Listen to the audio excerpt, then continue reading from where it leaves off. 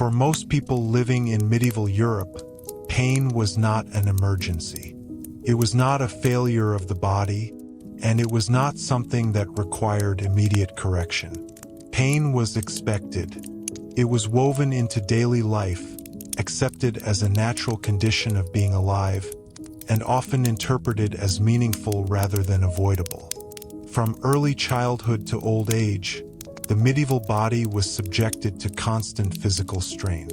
Illness, injury, hunger, cold, infection, and exhaustion shaped how people understood their own limits. Without modern anesthesia, antibiotics, or standardized medical care, the experience of pain was neither hidden nor brief. It was visible, prolonged, and familiar. Children encountered pain almost immediately. Infant mortality was high, and survival itself required resilience. Teething, fevers, infections, and malnutrition were common. Childhood injuries were rarely treated with more than basic remedies. Falls, burns, and cuts were part of learning to work and move in environments that offered little protection. As children grew older, pain became instructional. Physical discipline was widely accepted. Labor began early, and the body was trained to endure discomfort as preparation for adult life. Farming tools, rough clothing, and repetitive tasks produced blisters, sores, and chronic aches. These were not considered injuries. They were signs of usefulness. By adulthood, pain had become routine. Agricultural workers rose before dawn and worked until light faded. Bending, lifting, and walking long distances over uneven ground placed constant strain on joints and muscles. Back pain, knee pain, and swollen limbs were widespread. There was no concept of ergonomic design. The body adapted or failed. Artisans and craftsmen faced different but equally persistent discomforts. Blacksmiths endured burns and heat exhaustion. Weavers developed joint stiffness and vision problems. Builders worked at height without safety equipment. Minor injuries often became serious infections. A small cut could lead to weeks of pain, fever, or death. Medical understanding of pain was shaped by ancient theories rather than observation alone. The dominant framework was humoral medicine, inherited from Greek and Roman thinkers. Pain was believed to result from imbalances in bodily fluids. Treatment aimed to restore balance, not eliminate discomfort. Bloodletting, purging, and cauterization were common responses, often intensifying suffering rather than relieving it. Surgery existed, but it was brutal by modern standards. Without anesthesia, procedures relied on speed and restraint. Amputations, abscess drainage, and wound cleaning were performed while the patient was fully conscious. Pain was expected to be endured. Crying or resisting was not seen as failure, but neither was relief promised. Dental pain was among the most persistent forms of suffering. Tooth decay, abscesses, and gum disease were widespread due to diet and hygiene limitations. Tooth extraction was often the only solution, performed with simple tools and no pain control. Many people lived with chronic oral pain for years. Women experienced pain in distinct and socially normalized ways. Menstruation, pregnancy, and childbirth were constant features of adult life. Childbirth was especially dangerous and painful. There were no effective pain relief methods, and complications were common. Survival was uncertain, and pain was interpreted through religious and cultural frameworks that emphasized endurance and purpose. Religious belief deeply shaped how pain was understood. Suffering was often seen as spiritually meaningful. Could be a test, a punishment, or a path to salvation. Saints were celebrated for their endurance. Pain was not merely physical, it was moral and cosmic. This belief system discouraged avoidance and encouraged acceptance. As people aged, pain accumulated. Arthritis, joint degeneration, and mobility loss were common. There were no long-term care systems. Older individuals continued working as long as possible. When pain limited movement, family support determined survival. Chronic discomfort was not treated as a medical condition but as a natural stage of life. Death itself was frequently painful. Infections, untreated injuries, and diseases progressed slowly. Dying was rarely quick. Families and communities were familiar with prolonged decline. The presence of pain at the end of life was expected and ritually managed rather than medically prevented. Importantly, medieval people were not unaware of suffering. They did not lack compassion or emotional response.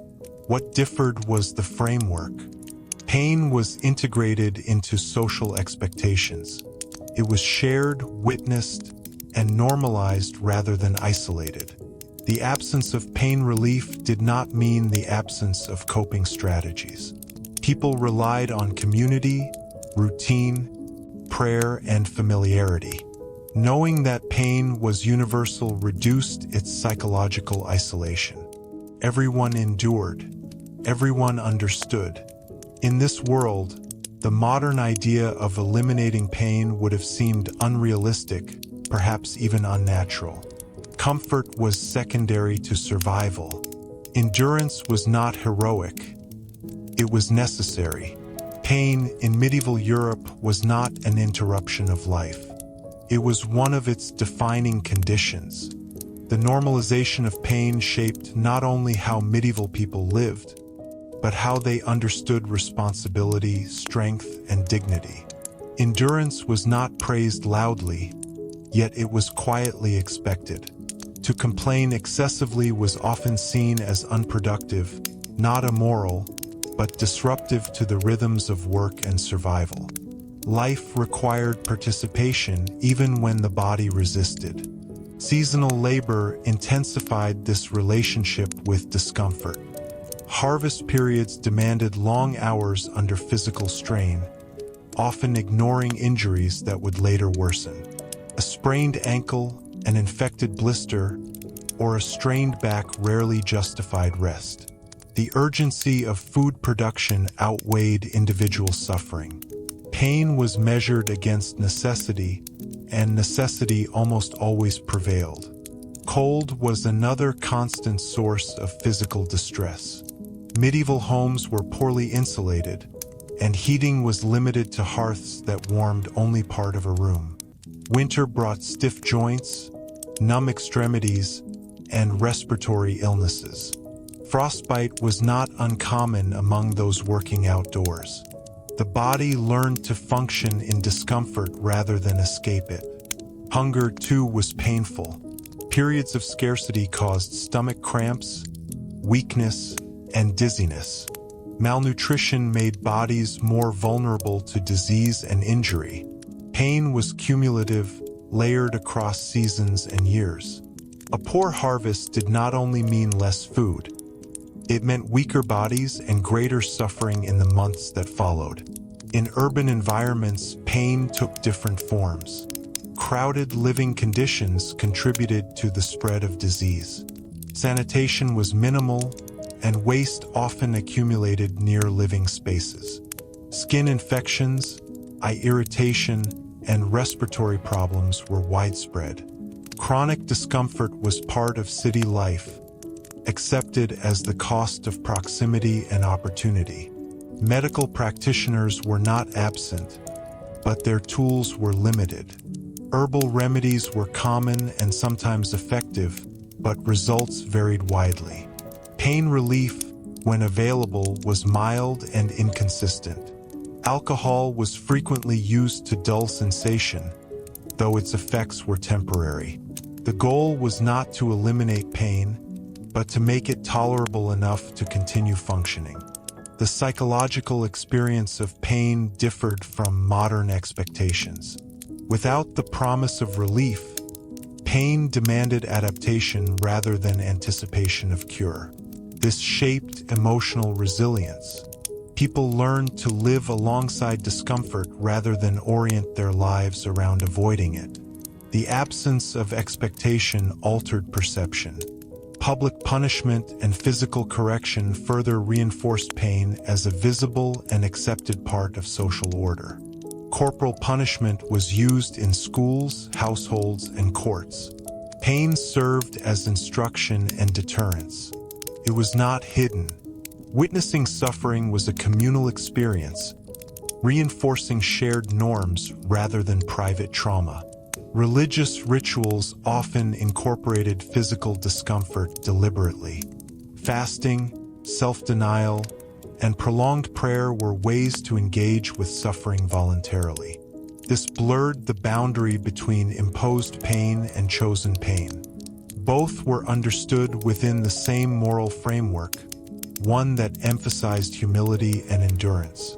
Importantly, medieval society did recognize limits.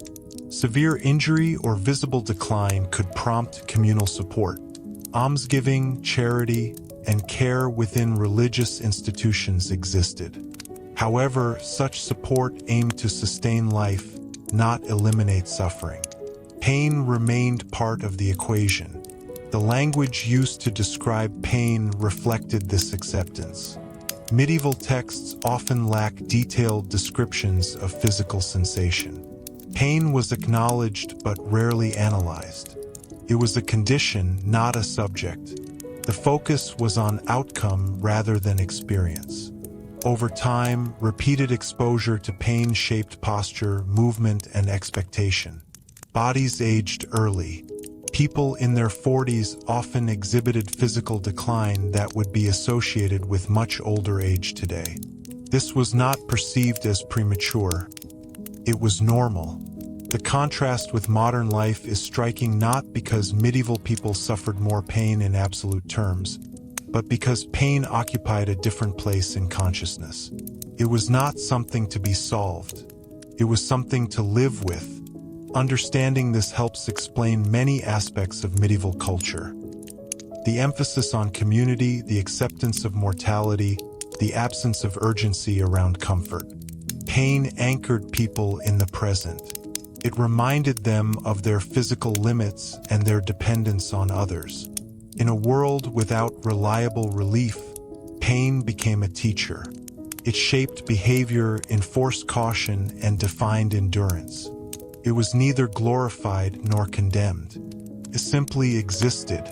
By the late medieval period, small changes began to appear.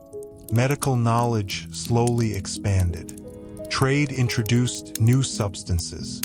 Urban regulations improved slightly. Yet for most people, the daily experience of pain remained unchanged until well into the modern era. To live in medieval Europe was to accept discomfort as a constant companion. Not because people lacked imagination or compassion, but because the structure of life allowed no alternative. Pain was ordinary, and in its ordinariness, it shaped an entire civilization. This ordinary presence of pain also influenced how medieval people understood time. Without modern calendars of treatment and recovery, discomfort did not come with a clear beginning or end. Pain blurred into routine. Days were structured around obligations rather than bodily condition, and weeks passed without the expectation that the body would feel fundamentally different tomorrow than it did today. This altered the relationship between the self and the body. The body was not an object to be optimized or protected, but a tool that could wear down. Its deterioration was noticed, but rarely resisted. Strength was measured by continued participation, not by absence of pain. Sleep offered limited refuge. Beds were simple, often shared, and rarely supportive. Cold nights, insects, and cramped quarters interrupted rest.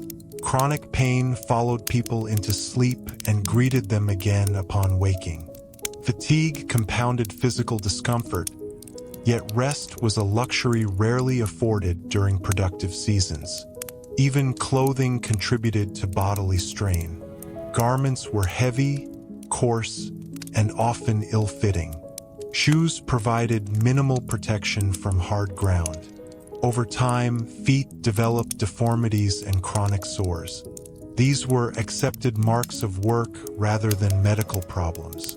Injury recovery was slow and uncertain. Without sterile conditions or antibiotics, healing depended largely on the body's own capacity. Many injuries never fully healed. Limping, reduced mobility, and persistent pain were common. These impairments did not remove individuals from society. They became part of their identity. Social hierarchy did not eliminate pain, though it altered its form. The wealthy were spared some physical labor, but they faced other discomforts. Rich diets caused digestive problems. Sedentary lifestyles led to joint pain and gout. Medical interventions available to elites were often invasive and ineffective, sometimes increasing suffering rather than easing it. Mental distress was rarely separated from physical pain. The two were intertwined. Anxiety, grief, and fear manifested physically. There was no clear language to distinguish emotional pain from bodily pain. Both were endured with similar expectations of endurance and restraint.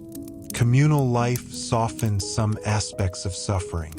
Pain was rarely experienced alone. Families worked together, ate together, and rested together. Shared labor meant shared discomfort. This collective experience reduced isolation, even as it normalized hardship. Public spaces reflected this reality.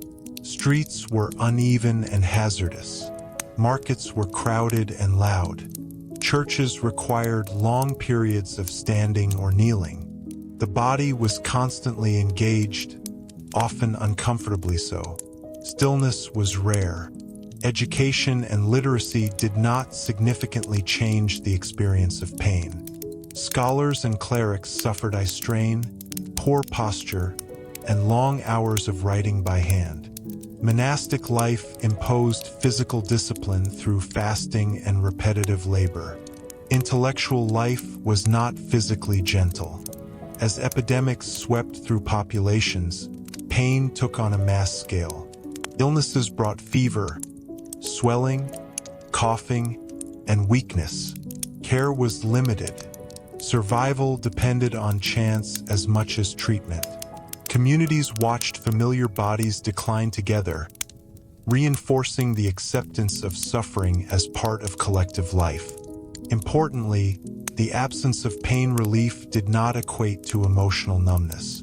Medieval people mourned, feared, and hoped. They sought meaning within suffering rather than escape from it. Pain was integrated into worldview, not ignored. Over generations, this integration shaped cultural memory.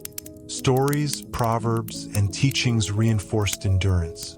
Pain was rarely portrayed as exceptional.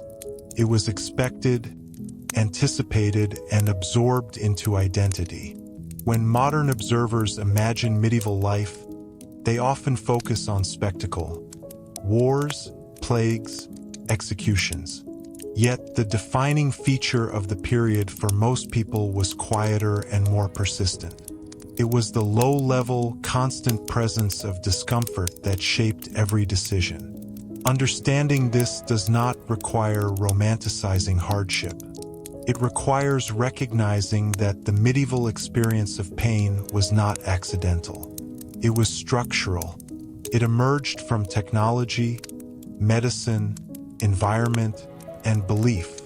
The medieval world did not ask whether pain could be eliminated.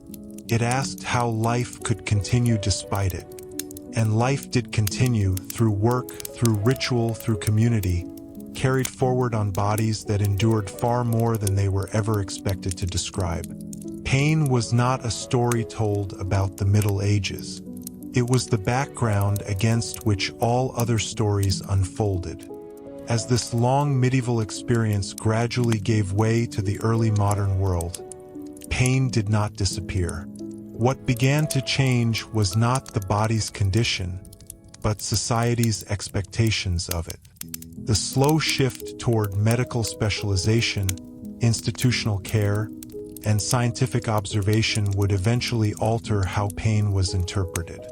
Yet for centuries, the medieval framework remained dominant. This persistence matters because it reveals how deeply cultural systems shape physical experience. Pain is not only biological, it is social. It is shaped by what people are told to expect, what they believe is possible, and what they think endurance signifies. Medieval Europe offers one of the clearest examples of a society in which pain was integrated rather than resisted. There was no promise of improvement. There was no language of comfort as a right. Instead, meaning was found in continuity. Work continued. Families endured. Communities adapted. Pain became predictable, and predictability reduced fear. The medieval acceptance of pain also limited its spectacle. Because suffering was common, it was rarely sensationalized. It did not require constant explanation. This stands in contrast to modern societies where pain is often isolated, medicalized, and framed as an emergency requiring immediate intervention. In medieval life, pain rarely defined a person. It accompanied them, but it did not excuse them from participation. Identity was tied to role, labor, and relationship rather than physical condition. This did not eliminate suffering, but it prevented it from becoming the sole focus of existence. The eventual emergence of pain relief technologies would transform this relationship. Anesthesia, antibiotics, and standardized care would redefine expectations. Pain would become something temporary, treatable, and avoidable. With that shift came new anxieties. When relief is expected, pain becomes alarming.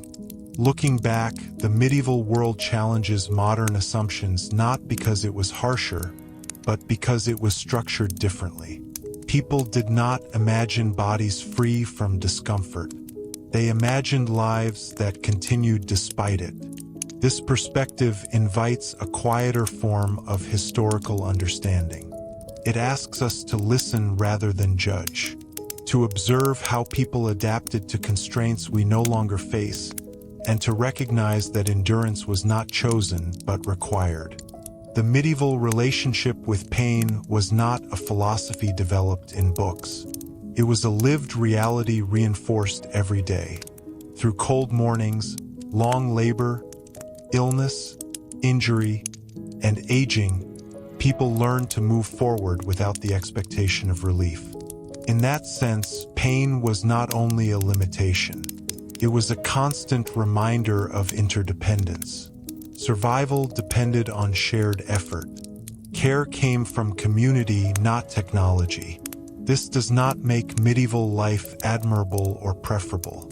It makes it comprehensible. Pain shaped choices, values, and rhythms in ways that are easy to overlook when focusing only on events and dates. To understand medieval Europe fully, one must understand how pain was lived with, not merely endured. It was present in every phase of life, quietly influencing behavior and belief. And when the medieval world eventually faded, it left behind more than buildings and manuscripts. It left a record of human adaptation to conditions where comfort was uncertain and endurance was essential. Pain in medieval Europe was never absent, but life persistently went on. As this long medieval experience gradually gave way to the early modern world, pain did not disappear. What began to change was not the body's condition, but society's expectations of it. The slow shift toward medical specialization, institutional care, and scientific observation would eventually alter how pain was interpreted. Yet for centuries, the medieval framework remained dominant. This persistence matters because it reveals how deeply cultural systems shape physical experience. Pain is not only biological, it is social. It is shaped by what people are told to expect, what they believe is possible, and what they think endurance signifies. Medieval Europe offers one of the clearest examples of a society in which pain was integrated rather than resisted. There was no promise of improvement. There was no language of comfort as a right. Instead, meaning was found in continuity. Work continued. Families endured. Communities adapted. Pain became predictable, and predictability reduced fear. The medieval acceptance of pain also limited its spectacle. Because suffering was common, it was rarely sensationalized. It did not require constant explanation. This stands in contrast to modern societies where pain is often isolated, medicalized, and framed as an emergency requiring immediate intervention. In medieval life, pain rarely defined a person. It accompanied them, but it did not excuse them from participation. Identity was tied to role, labor, and relationship rather than physical condition. This did not eliminate suffering, but it prevented it from becoming the sole focus of existence. The eventual emergence of pain relief technologies would transform this relationship. Anesthesia, antibiotics, and standardized care would redefine expectations. Pain would become something temporary, treatable, and avoidable. With that shift came new anxieties. When relief is expected, pain becomes alarming. Looking back, the medieval world challenges modern assumptions not because it was harsher, but because it was structured differently. People did not imagine bodies free from discomfort. They imagined lives that continued despite it. This perspective invites a quieter form of historical understanding. It asks us to listen rather than judge, to observe how people adapted to constraints we no longer face, and to recognize that endurance was not chosen but required. The medieval relationship with pain was not a philosophy developed in books. It was a lived reality reinforced every day. Through cold mornings, long labor, illness, injury, and aging, people learned to move forward without the expectation of relief. In that sense, pain was not only a limitation. It was a constant reminder of interdependence. Survival depended on shared effort. Care came from community, not technology. This does not make medieval life admirable or preferable. It makes it comprehensible. Pain shaped choices, values, and rhythms in ways that are easy to overlook when focusing only on events and dates. To understand medieval Europe fully, one must understand how pain was lived with, not merely endured. It was present in every phase of life, quietly influencing behavior and belief. And when the medieval world eventually faded, it left behind more than buildings and manuscripts. It left a record of human adaptation to conditions where comfort was uncertain and endurance was essential. Pain in medieval Europe was never absent, but life persistently went on. As the medieval centuries stretched onward, this quiet endurance left subtle marks on culture that are easy to miss if one looks only for dramatic change. Architectural spaces, for example, were built for function rather than comfort. Stone floors, narrow staircases, and unheated halls reflected an assumption that the body would adapt to cold, hardness, and fatigue. Discomfort was anticipated in design, not corrected. Food culture reflected the same logic. Diets were filling rather than gentle. Meals were structured to sustain labor, not to ease digestion. Spices and herbs were used as much for perceived medical balance as for flavor. Eating could be uncomfortable, but nourishment mattered more than pleasure. The body was fed to work, not to rest. Even celebration carried physical strain. Festivals involved long periods of standing, travel on foot, and crowded conditions. Joy and discomfort were not opposites. They coexisted. Pleasure did not require physical ease. It required participation. Language itself adapted to this reality. Expressions of pain were often brief and understated. There was little emphasis on describing sensation in detail.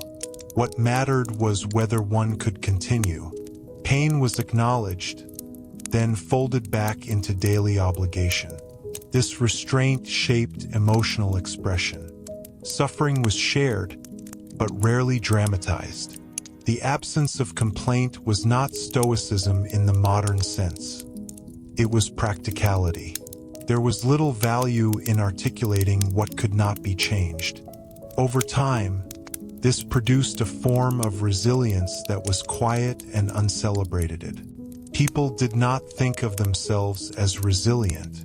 They thought of themselves as alive, working, and responsible. Endurance was invisible because it was universal. When pain finally overwhelmed the body, when work could no longer be done, the response was not shock but transition. Roles shifted. Tasks were redistributed. Dependence increased. Pain marked change, not failure. In this way, medieval society absorbed suffering rather than isolating it. There were no private rooms for recovery, no expectation of solitude. Pain unfolded in shared spaces, witnessed by others who understood it intimately. This collective familiarity reduced fear, even as it increased exposure. People knew what pain looked like. They knew how it progressed. Uncertainty existed, but mystery was limited. Pain followed patterns that had been observed for generations. The modern observer may see only hardship in this world, but that view risks missing its internal coherence. Pain was not random. It was predictable, structured, and socially managed. That predictability allowed life to function. As centuries passed and medical change accelerated, this structure would dissolve. Pain would become individualized, hidden, and exceptional. What had once been ordinary would become intolerable. In reflecting on medieval Europe, then, the significance of pain lies not in its intensity, but in its integration.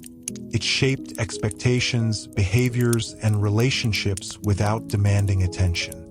To live then was not to seek comfort, but to maintain continuity. Pain was simply part of the terrain, and across fields, workshops, homes, and churches, people moved forward, step by step, carrying bodies that hurt in a world that expected them to do so.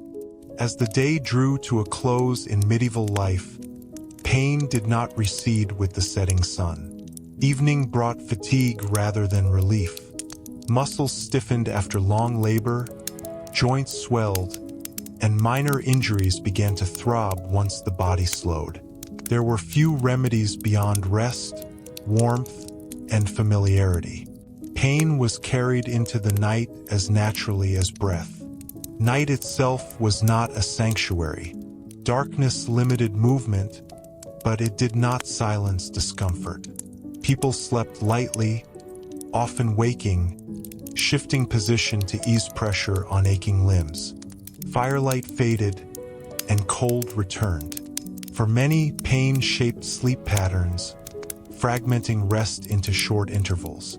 Yet this too was expected. Broken sleep was normal.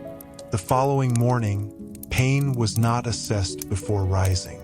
There was no question of whether the body felt ready. Obligation came first. Pain was acknowledged internally, then set aside. The rhythm of life resumed. This repetition mattered. Pain lost its novelty. It no longer demanded attention. In losing novelty, it lost some of its power. What could not be avoided became background. This does not mean medieval people were indifferent to suffering. Care existed, but it was practical. A family member might help with tasks. A neighbor might offer food. Support aimed to keep life moving, not to eliminate pain itself. Relief was partial and temporary. Over years, this approach shaped identity. People defined themselves by contribution rather than condition. To be useful mattered more than to be comfortable. Pain did not remove worth. It accompanied it. The modern tendency to separate life into periods of wellness and illness did not exist in the same way. Health and pain overlapped constantly. One could be ill and productive, injured and responsible. The line was flexible. This flexibility allowed medieval society to function despite limitations that would otherwise paralyze it. The system was not kind, but it was coherent. Everyone understood the terms. In this coherence, pain became almost invisible. It was everywhere, so it did not stand out. It did not define moments. It filled them. When change eventually came, when pain relief improved and expectations shifted, it altered more than bodies. It altered time, identity, and patience. The medieval endurance that once sustained entire communities became difficult to imagine. Looking back now, the lesson is not admiration or condemnation. It is perspective. Pain has always been part of human life. What changes is how societies teach people to live with it. Medieval Europe taught endurance without promise. It offered continuity instead of cure. And within that framework, life continued, quietly, persistently, and collectively. This was not a world without feeling. It was a world where feeling did not stop life from moving forward. Pain was ordinary, life was persistent, and history unfolded through bodies that learned, day after day, to carry both. As this documentary gently comes to its close, it is worth allowing the medieval world to recede at its own pace, without forcing a conclusion. The people who lived within it did not experience endings as clean divisions. Life moved forward through repetition rather than resolution, and pain followed the same pattern. There was no final moment when discomfort ceased to matter, no point at which endurance was rewarded with ease. Instead, each day resembled the last closely enough to feel familiar, yet differently enough to demand attention. Pain accompanied that rhythm, neither central nor absent, simply present. What may feel distant to us is not the pain itself, but the patience with which it was carried. Medieval people did not wait for improvement before continuing. They continued because continuation was the only option available. In doing so, they shaped a world that functioned despite persistent physical limitation. This endurance did not require explanation. It did not depend on optimism or belief in progress. It rested on habit, obligation, and shared experience. Pain did not interrupt life. It informed it. In allowing ourselves to observe this without judgment, we gain a quieter understanding of the past. Not a dramatic one, but a human one. History, after all, is not only made in moments of crisis. It is made in the slow accumulation of ordinary days. The medieval body endured because it had to, and within that endurance, families were raised, work was done, rituals were performed, and communities survived. Pain did not define the Middle Ages, but it shaped the ground upon which everything else stood. As the medieval world fades from view, what remains is not suffering alone, but continuity. A reminder that human life has long unfolded under conditions far less comfortable than our own, yet remained persistent all the same. This understanding does not ask us to compare ourselves, nor to diminish modern relief. It asks only that we recognize how differently pain can be lived, and how deeply expectation shapes experience. And so, as the voices of the medieval past grow quiet, we leave them where they lived, within a world that asked much of the body and received endurance in return. The quiet does not need to be broken. In the medieval world, there was rarely a clear signal that a day had ended in meaning. Work slowed, light faded, bodies rested as they could, and the cycle prepared to begin again. Pain did not announce itself differently at night, simply settled, as familiar as the dark.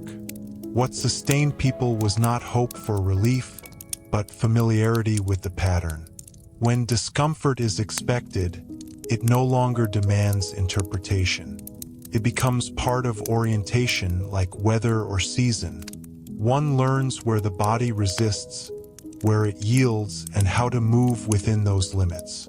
This knowledge was passed down informally. Children watched adults work through pain. They learned without instruction that the body could continue even when it ached. Endurance was not taught as a virtue. It was absorbed as a fact. Time, in this sense, felt slower, not because life was easier, but because pain did not fracture attention. There was no constant monitoring of sensation. The body hurt and life proceeded alongside it. Moments were shaped by task rather than by condition. This created a different relationship with patience. Waiting did not promise improvement. Waiting was simply part of being. Pain did not make time urgent. It made it steady. When illness worsened or injury lingered, the response was adjustment rather than alarm. Roles shifted, pace slowed, life narrowed, but it rarely stopped abruptly. Decline was integrated rather than resisted. The medieval acceptance of pain did not eliminate fear, but it reduced surprise. Suffering followed known paths. People had seen it before many times. Familiarity softened shock, even when outcomes were uncertain. As listeners today, we encounter this world through distance. Yet its rhythms remain legible. We recognize the tiredness, the persistence, the quiet determination to continue. These are not foreign traits. They are human ones shaped by circumstance. To sit with this history is to slow down with it, to let go of the expectation that the past must resolve into a lesson or contrast. Sometimes understanding is enough. The medieval world does not ask to be admired or corrected.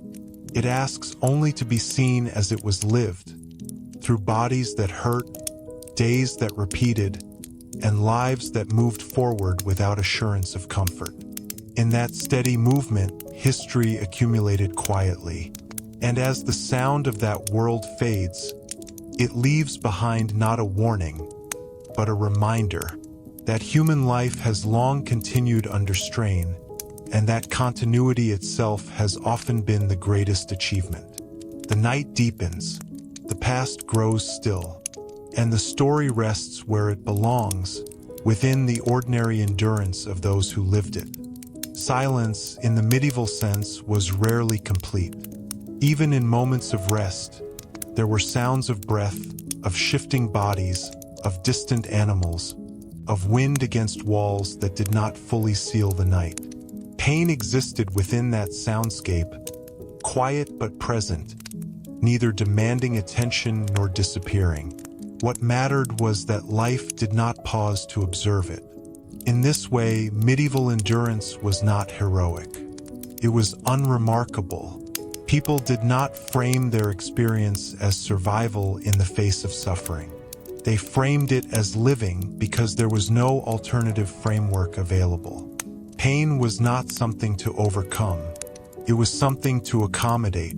Accommodation shaped everything. Work rhythms adjusted to what bodies could manage. Tools were used in familiar ways that minimized sudden strain. Movements became economical over time. Experience taught efficiency not for comfort, but for continuation. Even when pain limited ability, it did not sever belonging. A person in decline remained part of the household, the village, the rhythm of shared life. Productivity changed, but presence did not disappear. Pain altered contribution, not identity. This continuity extended across generations. Grandparents, parents, and children inhabited similar physical realities. There was no sharp contrast between then and now within a lifetime. Change was slow enough to feel like permanence. That slowness shaped expectation. When pain came, it was met with recognition rather than disbelief. The body was doing what bodies were known to do. There was no sense of betrayal. The absence of betrayal mattered. It reduced resentment toward the body itself. Pain was not interpreted as failure. It was interpreted as condition. One adapted to condition. Modern listeners may feel the weight of this world, but it is important to notice its balance. Medieval life was not defined solely by suffering. It contained routine, familiarity, humor, ritual, and connection. Pain coexisted with these things. It did not erase them. In fact, because pain was ordinary, moments of ease, warmth near a fire, shared food, rest after labor, carried quiet significance. Relief was not expected, which made it noticeable when it appeared. The medieval experience reminds us that comfort is not the only measure of a life lived. Continuity, belonging, and purpose existed even in bodies that hurt. Pain did not negate meaning. It accompanied it. As this long reflection settles, there is no final argument to make. History does not demand one. It offers perspective instead. The medieval world endured. People endured. And in that endurance, they lived full lives shaped not by relief, but by rhythm. The story does not end. It simply becomes quiet again. The quiet has weight, but it is not empty. In medieval life, endurance was so constant that it rarely rose into awareness. Pain did not require reflection. It did not interrupt thought. It existed alongside it, like the pressure of the ground beneath one's feet. Not comfortable, not alarming, simply there. This allowed attention to settle elsewhere. On weather, on task, on family, on the small adjustments that made the day manageable. The body's discomfort was known, but it did not demand explanation. Over time, this produced a kind of steadiness that is difficult to translate into modern terms. When relief is uncertain, patience becomes practical rather than moral. Waiting does not promise improvement. It promises continuation, and continuation is enough. Medieval people did not measure life by how it felt, but by whether it moved forward. Days were counted by work done, seasons by harvests completed, lives by roles fulfilled. Pain accompanied each of these measures without redefining them. Even memory was shaped by this. Pain was rarely recorded in detail because it was not distinctive. What stood out were disruptions, famine, war, disease, not the constant ache of ordinary life. History preserved exceptions, while endurance remained unspoken. This silence is not absence. It is saturation. When something is everywhere, it no longer needs to be named. To understand this is to approach the medieval past on its own terms. Not as a comparison, not as a warning, but as a lived reality shaped by limits that were accepted rather than negotiated. The body was finite. Pain confirmed that fact daily, and yet life persisted within those boundaries, finding rhythm instead of resistance. As listeners now, we are allowed to rest with this understanding. There is no need to extract meaning or relevance. Sometimes the past offers only perspective, and perspective is enough. The medieval world does not speak loudly at the end. It does not announce closure. It settles, as it always did, into routine. Pain remains where it always was, present, familiar, unremarkable. And life, as it did then, simply continues. The continuation does not need to introduce anything new. In medieval life, repetition itself was the structure. The same can be true here. Morning followed night without ceremony.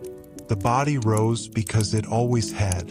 Pain was already there, settled into joints and muscles before thought arrived.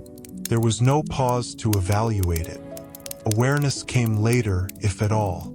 Movement warmed the body slowly. Stiffness loosened not because it healed, but because it was used. This was not optimism. It was familiarity. The body learned what it could do despite discomfort, and that knowledge guided each motion.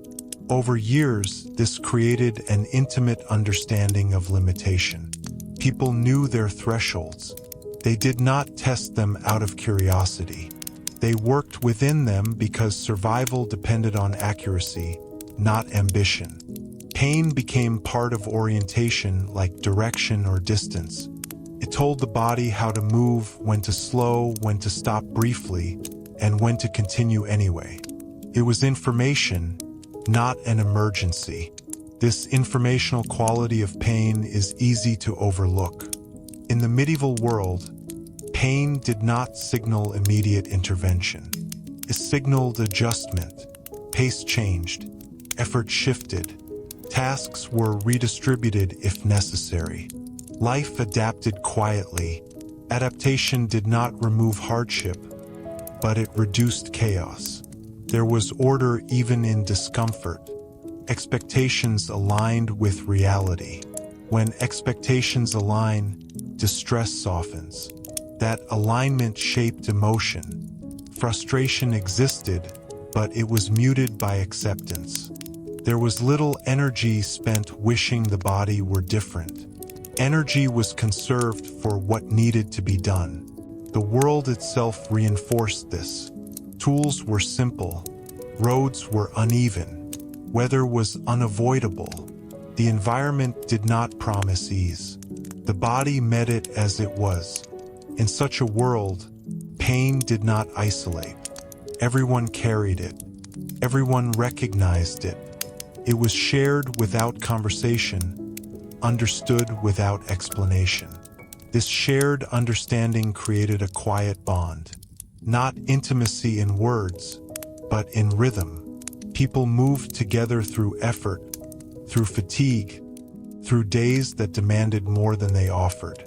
When evening came, there was no accounting of suffering. There was only rest as available, and the knowledge that tomorrow would be similar enough to be familiar. This familiarity was stabilizing.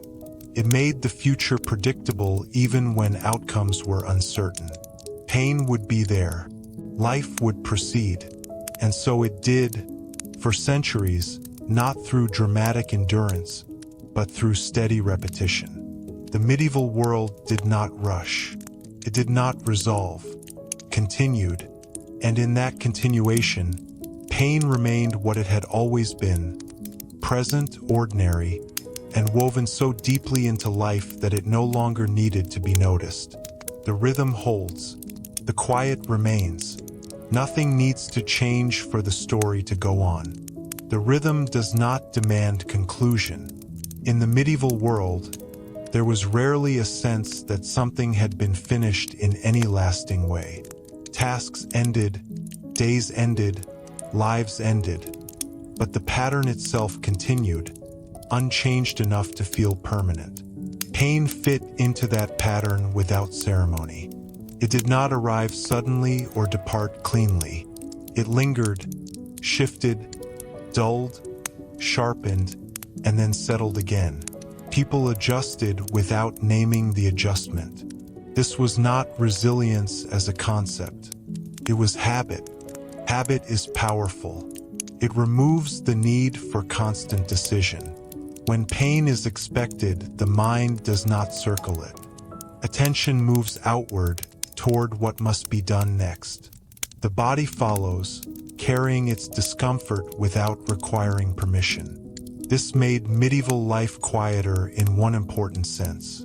There was less internal negotiation, fewer questions asked of the body, fewer expectations placed upon it. The body was trusted to endure because it always had. Trust did not mean kindness. It meant familiarity. People knew what their bodies could withstand because they had watched them withstand it repeatedly. Pain confirmed capability as much as limitation. Over time, this shaped confidence, not confidence in comfort, but in continuation. One did not expect ease, but one did expect to manage. That expectation stabilized life. The world responded accordingly. Work was organized around daylight rather than energy levels. Seasons dictated pace more than physical feeling. Nature set the terms, and the body complied as best it could. This alignment between expectation and reality reduced friction. When pain matched what was anticipated, it did not disrupt identity. It was simply part of the condition of living. The modern tendency to seek resolution, to close a chapter, to end discomfort, to reach a state of completion, did not guide medieval experience. Life did not move toward relief. It moved toward repetition. And repetition, when shared across generations, became culture. Pain was not a private burden carried alone. It was a common weight distributed across bodies, time, and routine. Its presence shaped posture, movement, and memory without demanding explanation. This is why so little was written about it directly. What is constant rarely becomes narrative.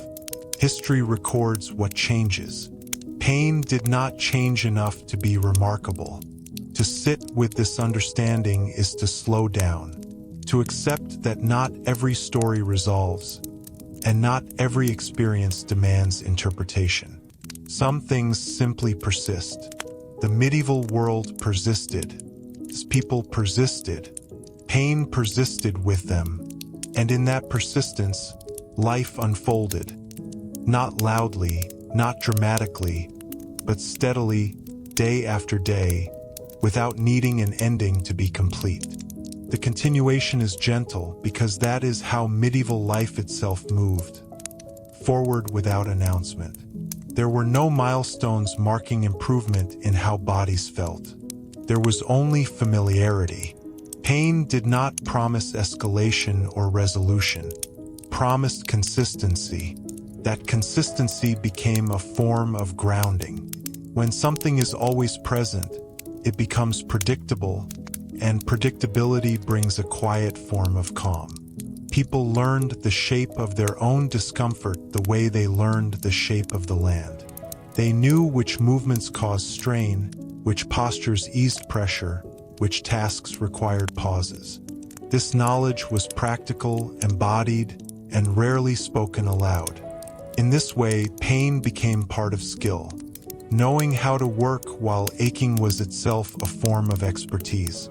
It was passed on not through instruction, but through observation.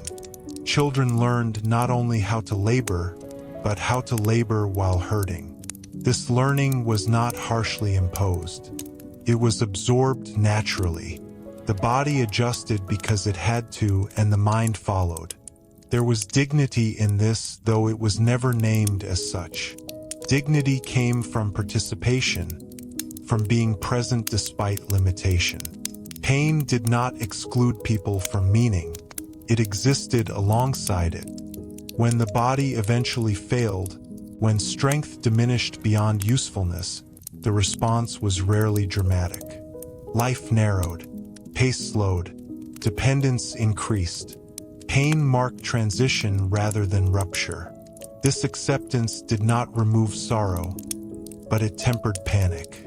Decline was expected because it had always been visible. People had watched others age, weaken, and die. They knew the path.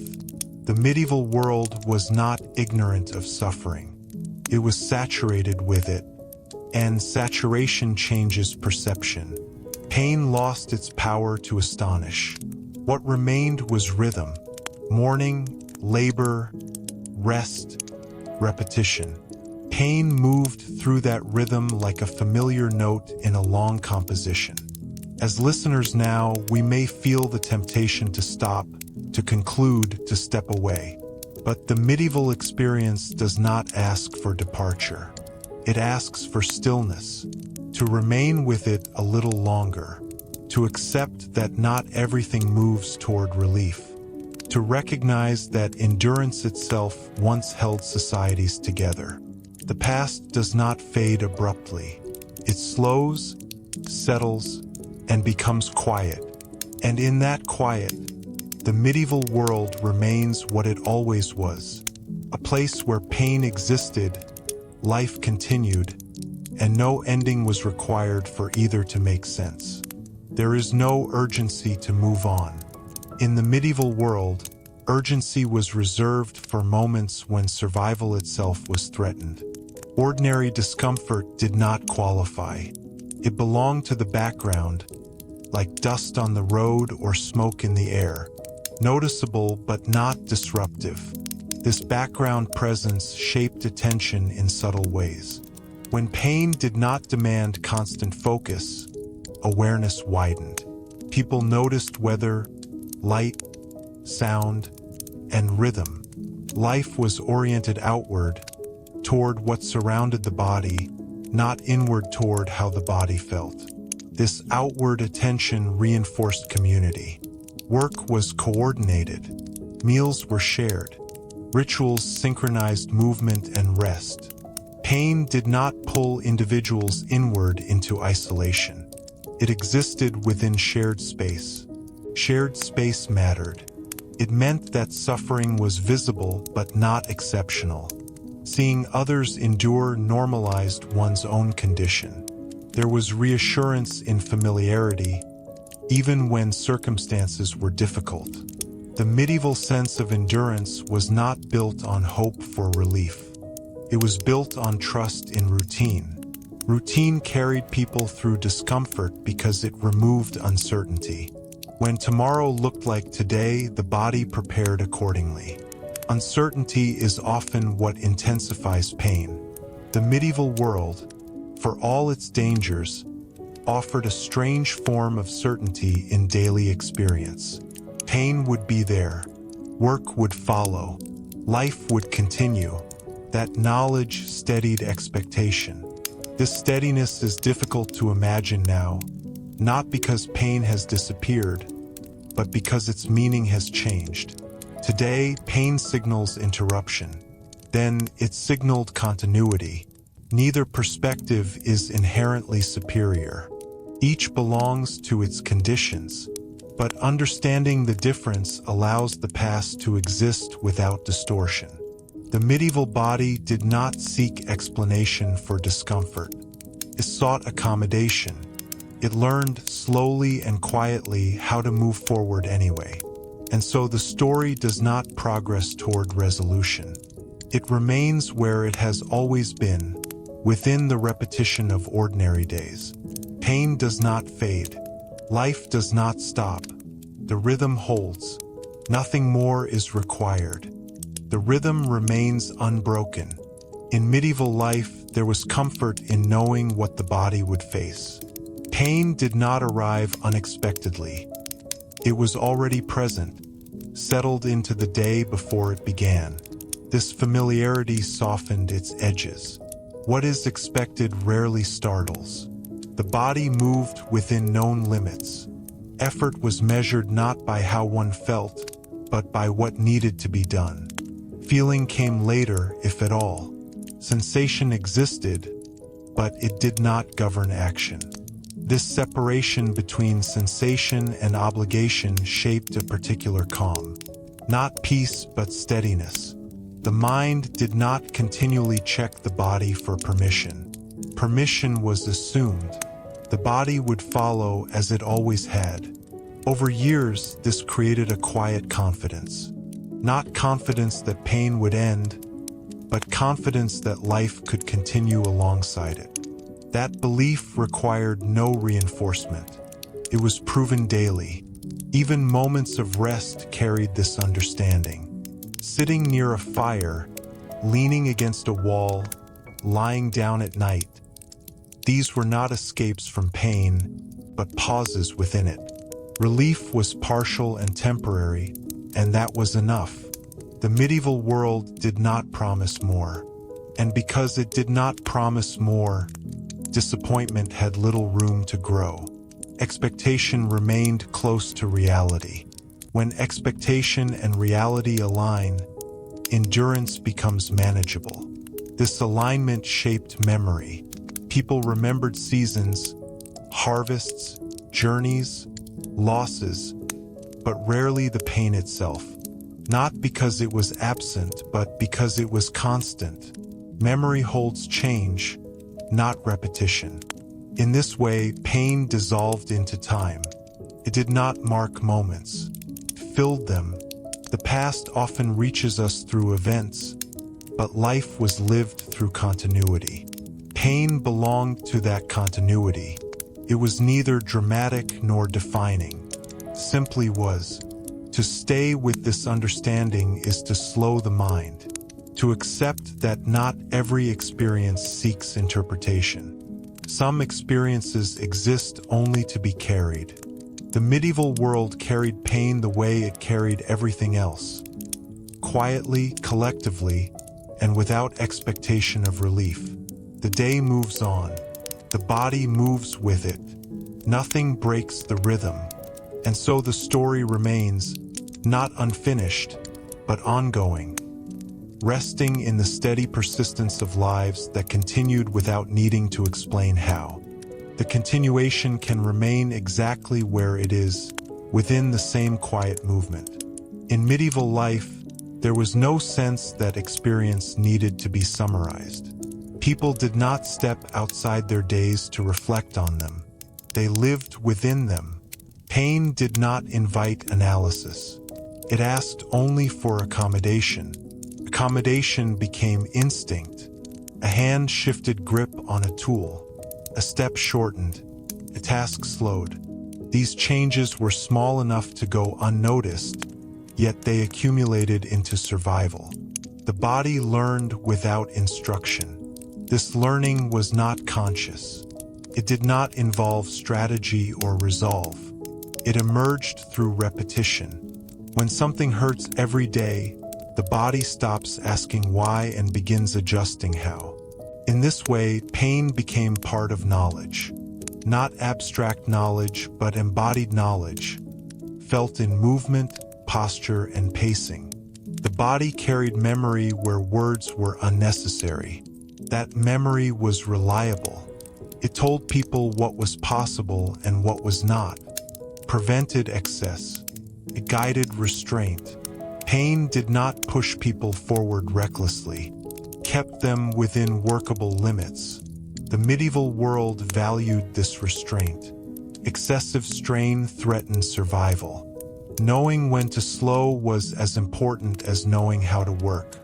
Pain informed that balance. Balance did not mean ease. It meant sustainability. Life was arranged to continue, not to improve. Pain fit into that arrangement without argument. As time passed, this arrangement became invisible. No one questioned it. It was simply how things were done. Pain did not stand out against expectation. It matched it. Expectation shapes experience more than sensation itself. When pain is expected, it loses urgency. When it loses urgency, it loses dominance. It remains, but it does not rule. This is perhaps the quietest truth of medieval endurance. Pain existed, but it did not command attention. It did not define identity. It did not demand resolution. It accompanied life the way weather accompanies travel. Sometimes harsh, sometimes manageable, always present. rarely discussed. To remain with this understanding is to accept that history does not always move toward clarity. Sometimes it settles into pattern. The medieval world settled. Pain settled with it. Life continued, steady and unremarked, and there is no need to move beyond that. The pattern holds, and holding it requires no effort. In the medieval world, effort was reserved for what demanded it. Pain did not qualify. It was already accounted for, already built into movement and expectation. There was nothing to solve, nothing to anticipate. The body proceeded as it had learned to proceed. This gave life a certain density. Days were full not because they were busy, but because they were continuous. There were few sharp transitions. Pain did not mark beginnings or endings. It flowed through hours the way light moved across walls. Gradually, predictably, without calling attention to itself. People rarely stood still long enough to measure how they felt. Stillness was uncommon. Movement carried discomfort forward, dispersing it across action. When movement stopped, pain became more noticeable, but even then it was familiar.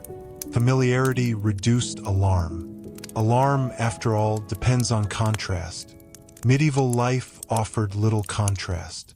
The body did not oscillate between comfort and discomfort. It remained within a narrower range, steady enough to feel normal. Normality is powerful. It defines what is tolerable without argument. Pain fell within that boundary. This normality shaped patience. Waiting was not experienced as delay. It was simply part of time.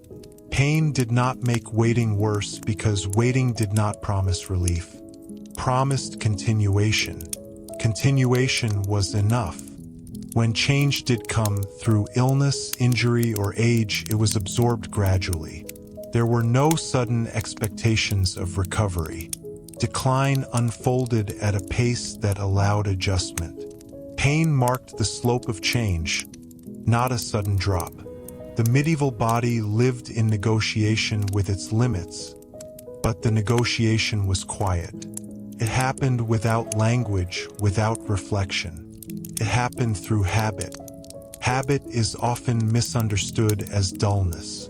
In reality, it is stability. Habit allowed people to live full lives within constraint. Pain did not interrupt habit. It informed it.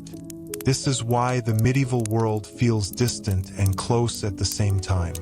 The conditions differ, but the human capacity to adapt remains recognizable. Endurance does not require explanation. It requires rhythm. The rhythm continues. The body follows. Pain remains where it has always been, present, known, and unremarkable. There is nothing more to add, and nothing missing. The story persists simply by continuing to exist. The continuation does not advance. It settles. In medieval life, settling was often the goal. Not comfort, not resolution, just the ability to remain within the day without being displaced by it. Pain was part of what one settled into, like the weight of clothing or the feel of the ground underfoot. This settling shaped posture and pace. People learned how long to stand, how far to walk, how much to carry. These decisions were rarely conscious. They were guided by sensation, but not governed by it. Pain informed movement without interrupting it. When the body reached its limit, the response was not frustration, but adjustment. Tasks were rearranged, movements shortened, time stretched. The day accommodated the body as much as the body accommodated the day. This mutual accommodation kept life intact. Nothing had to be perfect for it to continue. It only had to be workable. Workable was enough. The medieval sense of enough was modest. Enough light to see. Enough food to continue. Enough strength to finish the task. Pain did not erase enough.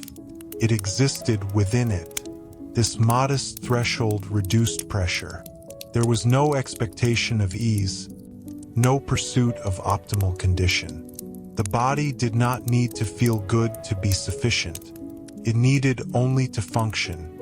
Function, in this context, was deeply human. It meant participation, presence, being part of the shared rhythm that carried everyone forward together. Pain did not remove someone from that rhythm. It altered their step, perhaps, but not their place. This is why medieval life feels continuous rather than episodic. There were fewer interruptions, fewer moments that demanded redefinition. Pain did not require a new identity. It required accommodation. Accommodation is quiet work. It does not announce itself. It happens gradually, invisibly, until it becomes the way things are done. The medieval world was built on this kind of quiet work, not only in bodies, but in time itself. Days followed days. Seasons returned. Pain remained. Nothing needed to change for life to persist. And so the rhythm continues, not toward an ending, not toward relief, but toward familiarity, toward the steady unfolding of ordinary existence. The body carries what it must. The day accepts it, and the story, without needing to conclude, simply goes on. The going on is simple. In the medieval world, simplicity was not minimalism. It was repetition. The same movements, the same paths, the same tasks, carried out by bodies that remembered yesterday without thinking about it. Pain traveled along those same paths, never needing introduction. The body woke already informed. It did not ask how it felt. It adjusted to how it felt. Adjustment was automatic. There was no pause between sensation and action. One flowed into the other. This flow reduced friction. When pain is anticipated, it does not interrupt. It becomes part of the current rather than an obstacle within it. The day carried both effort and discomfort together. People rarely spoke about this. There was nothing to clarify. Everyone knew. Pain did not need witnesses because it was shared. It existed in common posture, common fatigue, common pacing. This shared experience flattened difference. Rich or poor, young or old, bodies all carried strain. Circumstance changed the form of pain, not its presence. This universality made pain less isolating. Isolation requires exception. Medieval pain was not exceptional. Even moments of illness followed this logic. Fever, weakness, and ache were recognized patterns. Care focused on presence rather than cure. Someone stayed nearby. Food was brought. The rhythm slowed. Pain unfolded within relationship. Relationship mattered more than relief. Being seen, being part of the group, mattered more than feeling well. Pain did not remove belonging. The medieval world did not rush recovery. It waited. Waiting was not passive. It was simply another form of time. Pain existed within waiting without redefining it. This patience shaped endurance that was neither dramatic nor deliberate. It was unremarkable. Endurance did not require courage. It required continuation. Continuation is quiet. It does not announce itself. It happens one step after another, carried by habit and expectation.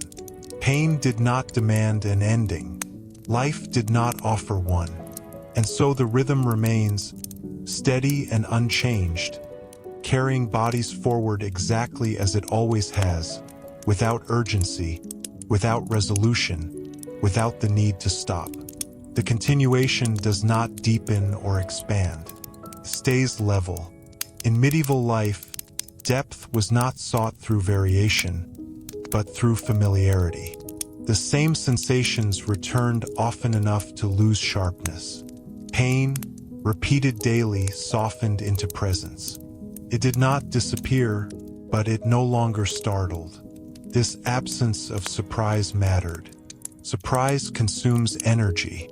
Medieval life conserved energy wherever it could. Pain, once expected, cost less to carry. The body learned this economy early. It learned how to hold itself, how to distribute weight, how to move without excess. Efficiency was not a choice. It was necessity shaped by repetition. Repetition shaped time itself. Days were not counted by novelty, but by completion. What mattered was that the work was done, that the body endured long enough to finish what was required. Pain accompanied completion without redefining it. One could finish a task while hurting. Completion did not require comfort. This understanding removed urgency from sensation. Pain was not a signal to stop, but a signal to adjust. Stop came only when adjustment was no longer possible. Until then, the rhythm held. People did not imagine a future without pain. They imagined a future similar to the present. That expectation made continuity plausible. The unknown was not relief. It was repetition. Repetition brought stability. Stability allowed life to unfold without constant reassessment. The body did not need to be consulted at every moment. It was trusted to endure what it always had. Trust in the body did not mean denial of its limits. It meant respect for them. Pain marked those limits clearly. It drew boundaries that guided action. Within those boundaries, life moved forward quietly. There was no need to summarize experience. No need to frame endurance as strength. Endurance was simply how things were done. The medieval world did not ask whether pain could be avoided. It asked how work could continue despite it.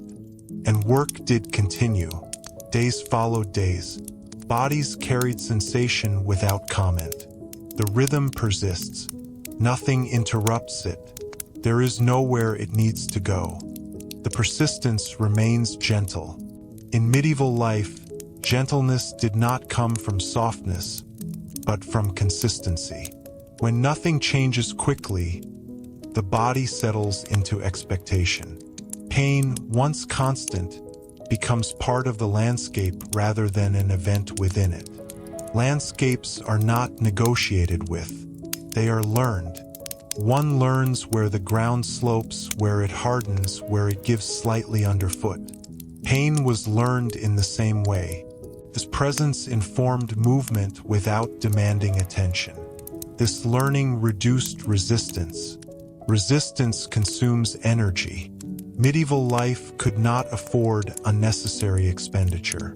What could not be altered was accepted, not as surrender, but as realism. Realism shaped calm. The calm was not comfort. It was alignment. Alignment between what was felt and what was expected. When sensation matched expectation, the mind did not struggle against it. Struggle is loud. Medieval endurance was quiet.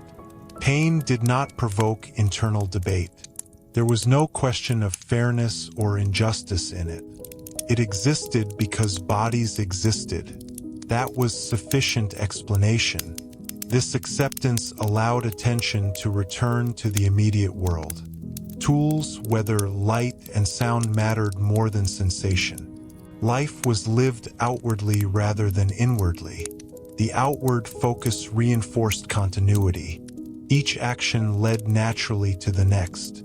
Pain moved alongside these actions without interrupting sequence.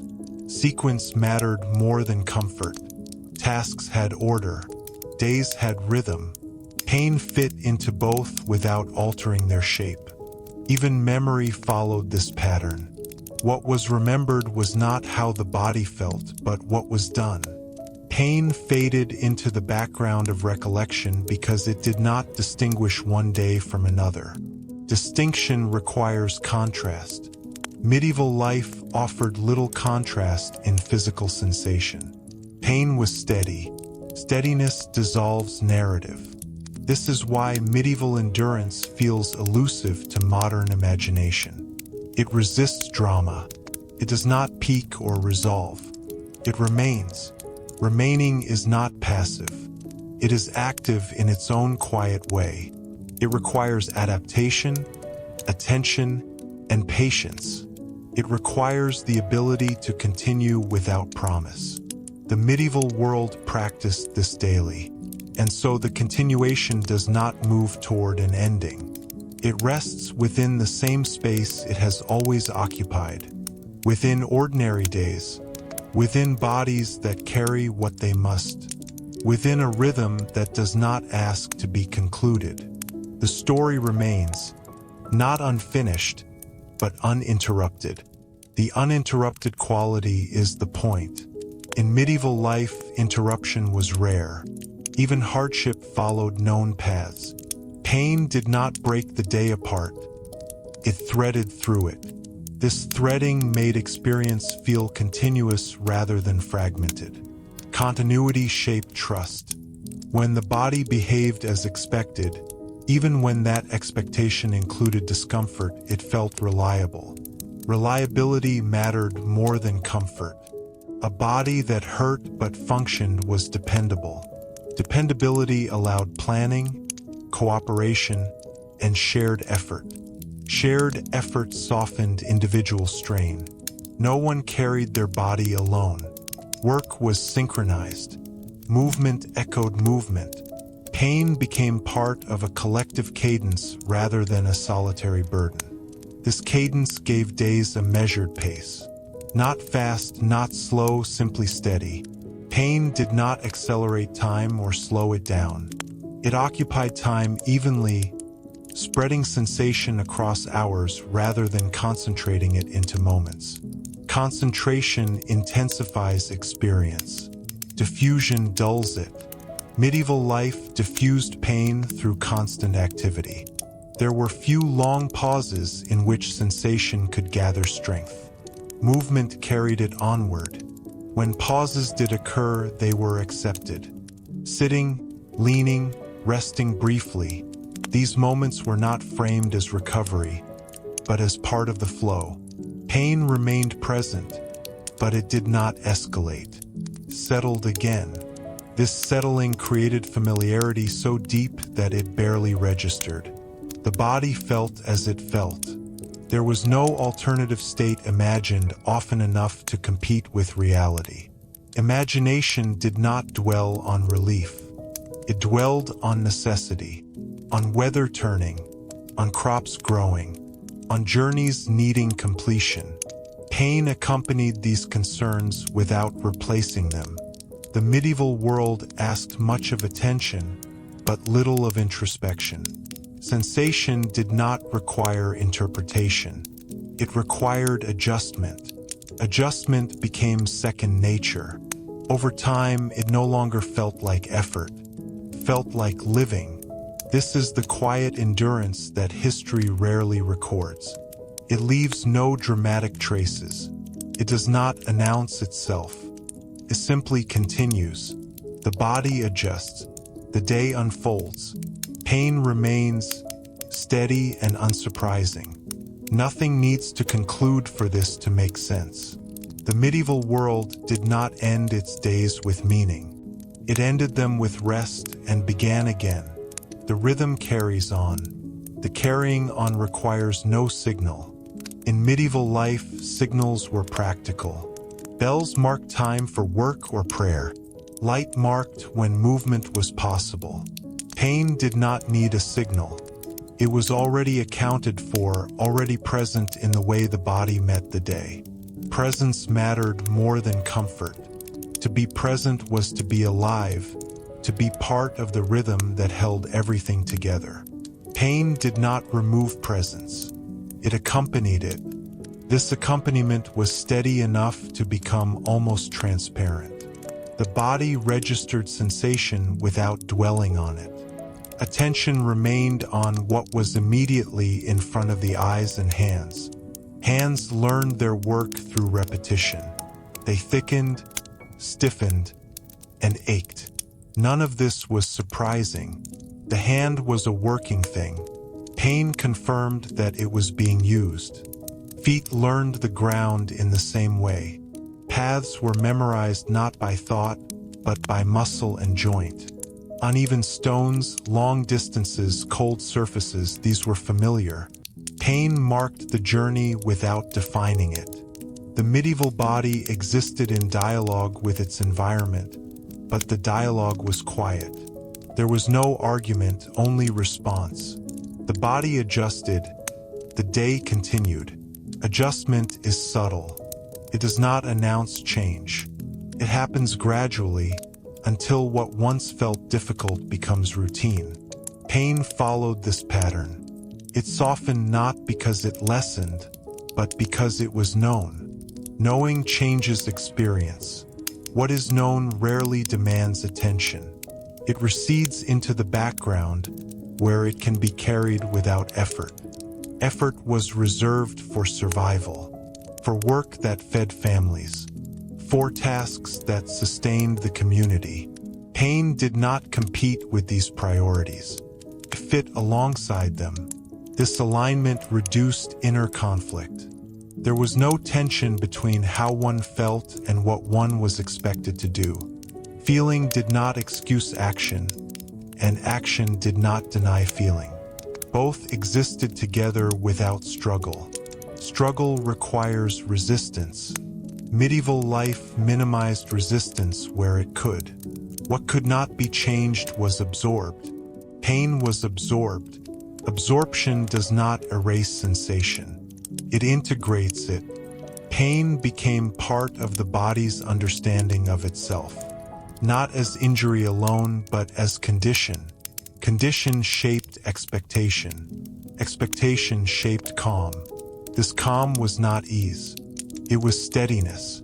A steadiness that allowed life to move forward without pause, without commentary, without need for conclusion. And so the rhythm remains. The body remains within it. Pain remains where it has always been, present, familiar, and quietly carried. Nothing interrupts. Nothing resolves. The continuation simply continues. The continuation stays where it is, because that is how medieval life itself was experienced. There was no sense of drifting toward something else. No expectation that tomorrow would feel fundamentally different from today. Pain did not signal change, confirmed stability. The body felt as it had learned to feel, and that learning shaped the pace of everything that followed. Pace mattered. When life moves at a measured speed, sensation spreads thin. Pain does not concentrate. It does not sharpen into urgency. It becomes diffuse, carried lightly because it is carried constantly. This diffusion shaped endurance without naming it. People did not endure by force of will. They endured by habit. Habit removes decision, and with it, strain. The medieval body trusted habit. It trusted that the next step would follow the last, that the day would unfold in its familiar order. Pain did not interrupt that trust. Fit inside it. Trust in routine reduced fear. Fear thrives on uncertainty. Medieval life contained many dangers, but ordinary pain was not one of them. It was known. It behaved predictably. It followed work, weather, age. Knowing what pain would do made it less intrusive. It no longer competed for attention. Attention remained with what mattered immediately. The task at hand, the shared moment, the passing of time.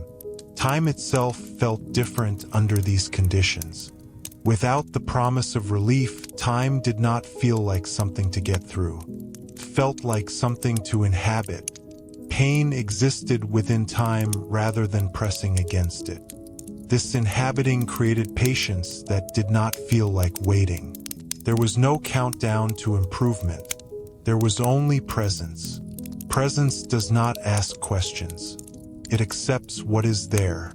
The medieval world accepted pain because it accepted the body as it was. Finite, vulnerable, and capable of continuing anyway. That acceptance was not philosophical. It was practical. Practicality shaped survival. Survival shaped culture. Pain shaped both without demanding recognition. The continuation, then, is not an extension. It is a settling back into the same rhythm that has always carried the story. The body moves. The day holds. Pain remains steady and unsurprising. Nothing arrives. Nothing departs. The story does not end. It simply stays exactly where it has always been. The staying is effortless. In medieval life, effort was applied only where it was necessary. Pain did not require it. It was already present, already understood, already woven into the movement of the day. Nothing needed to be added or removed for life to continue. The body did not wait for permission. It rose, moved, worked, rested, and moved again. Pain followed without commentary. It did not interrupt intention. It existed alongside it. Intention itself was modest. The goal was not improvement, but completion. Finish the task. Reach the place. End the day. Pain did not prevent these goals. It shaped how they were reached. This shaping was quiet. Movements shortened. Pauses lengthened. Breathing adjusted. These changes happened without thought. The body knew what to do because it had done it before. Repetition created confidence without pride. One did not feel strong. One felt capable. Capability was enough. The medieval world measured capability differently than we do now. It was not measured by how one felt, but by whether one could continue. Pain did not disqualify continuation. It was part of it. This understanding softened the edges of experience. There was less urgency to interpret sensation, less pressure to resolve it. The body felt what it felt, and life proceeded. Proceeding created a sense of steadiness that did not depend on comfort. Steadiness came from predictability. Pain was predictable. It behaved consistently, could be carried without surprise. Surprise exhausts. Familiarity conserves. The medieval body conserved energy wherever it could. It did not waste it on resistance to what could not be changed. Pain was absorbed, not challenged. Absorption does not mean numbness. Sensation remained, but it did not dominate. It shared space with everything else: sound, light, movement, routine. Routine is often misunderstood as dullness. In reality, it is what allows life to continue without constant strain. Medieval routine carried pain the way it carried work and rest, evenly, without emphasis. Even memory followed this pattern. Days were remembered by what was done, not by how the body felt while doing it. Pain faded into the background of recollection because it did not distinguish one day from another. Distinction requires contrast. Medieval life offered little contrast in bodily sensation. Pain was steady. Steadiness dissolves urgency. Urgency did not define medieval time. Time unfolded. It did not rush. Pain unfolded with it. This unfolding did not need an ending. It did not seek resolution. It existed because life existed. And so the continuation remains exactly where it is. Within ordinary movement, within familiar sensation, within a rhythm that does not conclude because it never needed to. The body carries on. The day accepts it. Nothing changes and nothing needs to. The carrying on does not accumulate.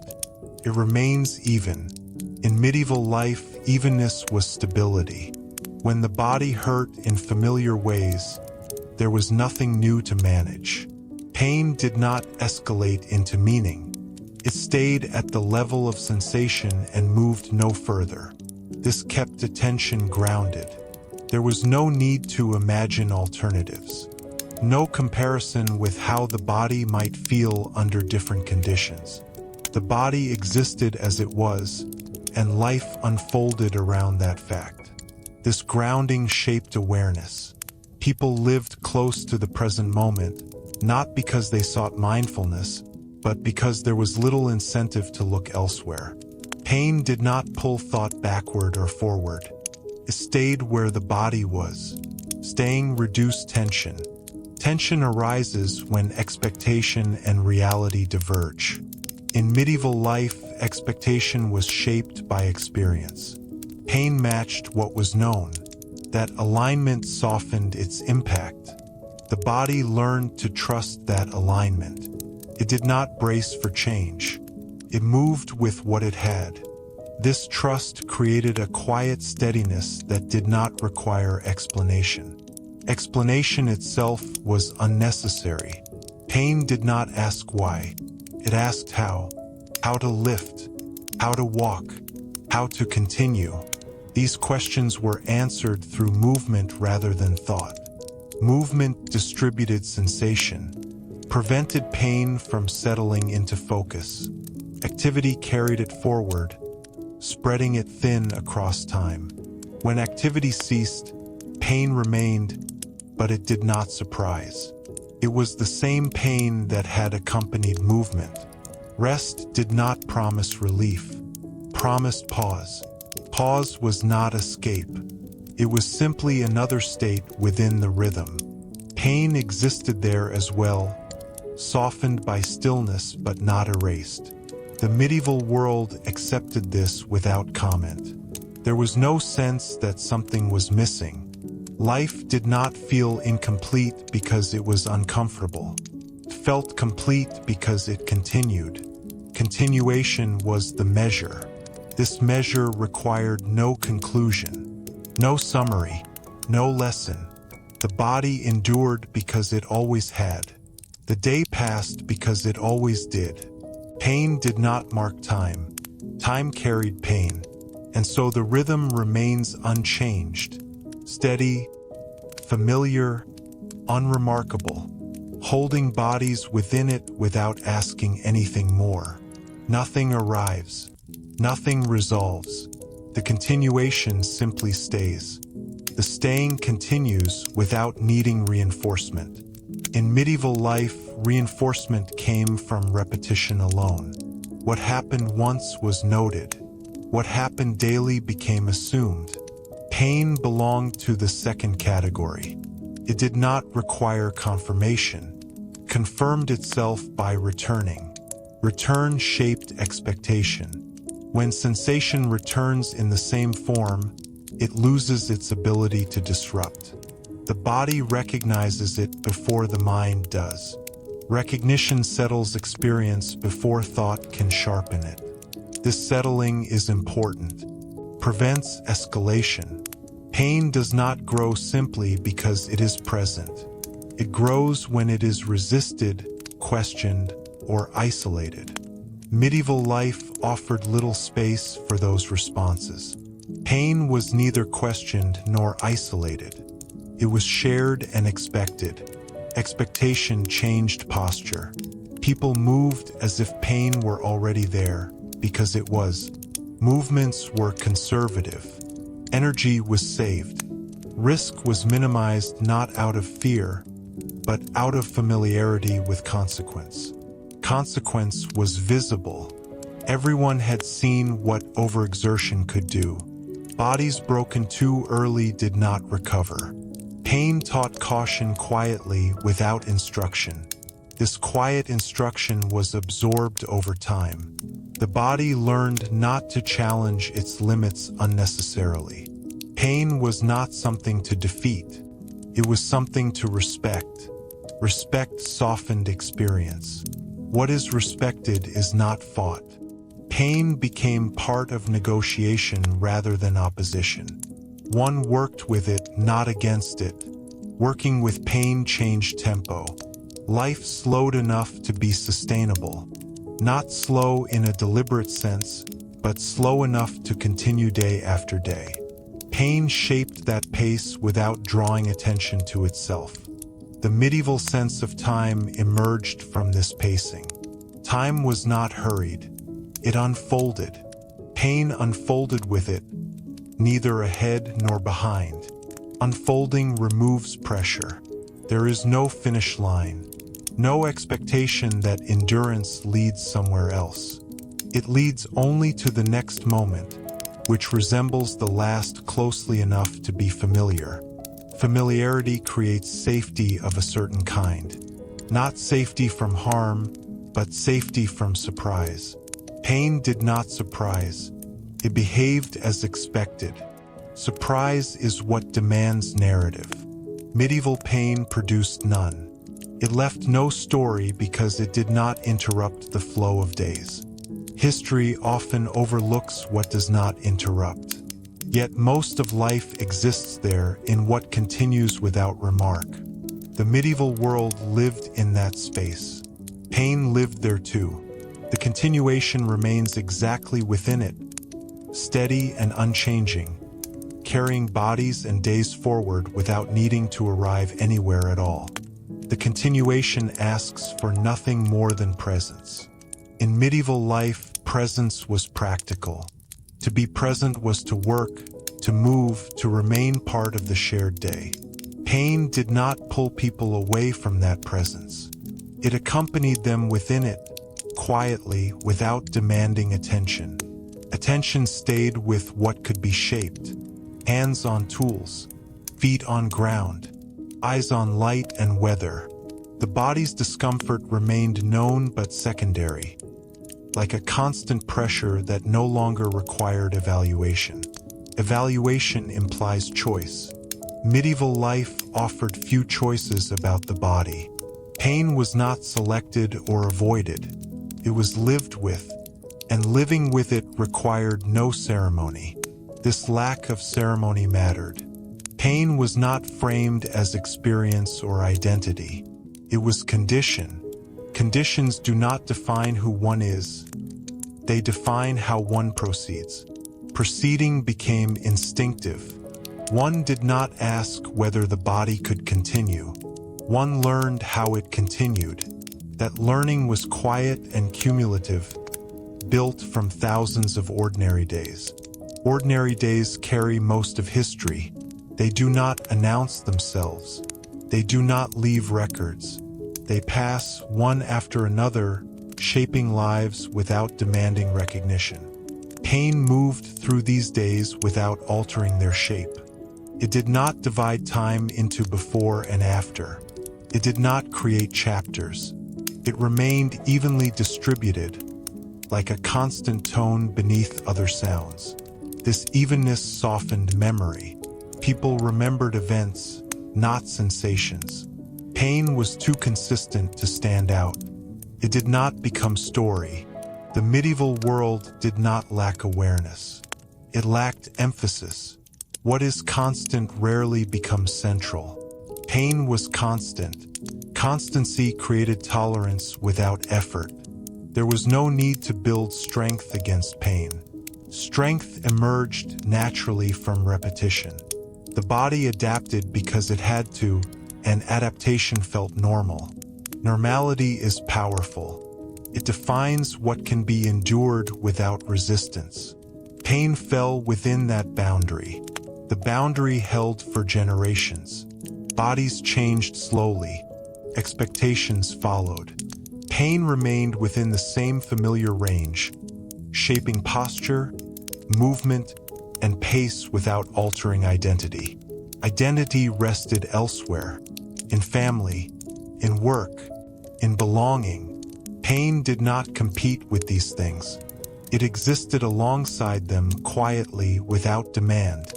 And so the continuation remains uncomplicated. The body moves. The day unfolds. Pain remains present and unsurprising. There is nothing to resolve, nothing to conclude. The rhythm does not build toward an ending. It sustains itself by continuing, just as it always has. The continuation remains unforced. In medieval life, force was reserved for moments when it could not be avoided.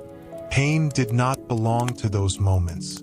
It was already accounted for, already part of the body's agreement with the day. There was no reason to push against it, and no expectation that pushing would change anything. This created a quiet economy of effort. Energy was spent only where it mattered. Sensation was acknowledged, then set aside. The body did not argue with itself. It moved as it knew how to move. Knowing replaced questioning. Over time, the body developed a memory that did not rely on thought. It remembered how much weight could be carried, how long work could continue, when to slow, when to pause briefly, and when to keep going regardless. Pain was part of that memory. It provided information, not interruption. It marked limits without demanding attention. This informational role kept pain from dominating experience. It stayed within its place. It guided adjustment without becoming the focus of the day. Adjustment in medieval life was constant and unremarkable. The pace shifted. Tasks changed hands. The rhythm bent slightly, then held. Pain shaped these movements without announcing itself. Because pain did not announce itself, it did not accumulate meaning. It did not become symbolic. It did not require interpretation. It remained physical, present, and contained. Containment mattered. When sensation is contained within expectation, it does not overflow into distress. Medieval expectation was shaped by repetition. Pain matched what was known.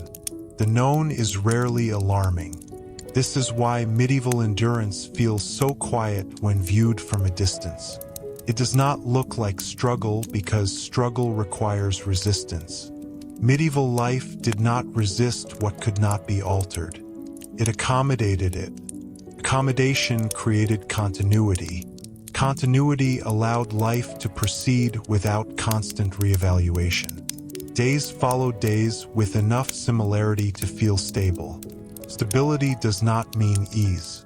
It means predictability. Pain was predictable. Predictability softened its presence. Softened does not mean absent. Pain remained steady and familiar, like the weight of clothing worn every day. Felt, but no longer noticed. The continuation rests there. The body carries what it carries. The day accepts it. Nothing demands resolution, and so the rhythm holds, quietly, persistently, without moving toward an ending, because for those who lived it, life did not require one to continue.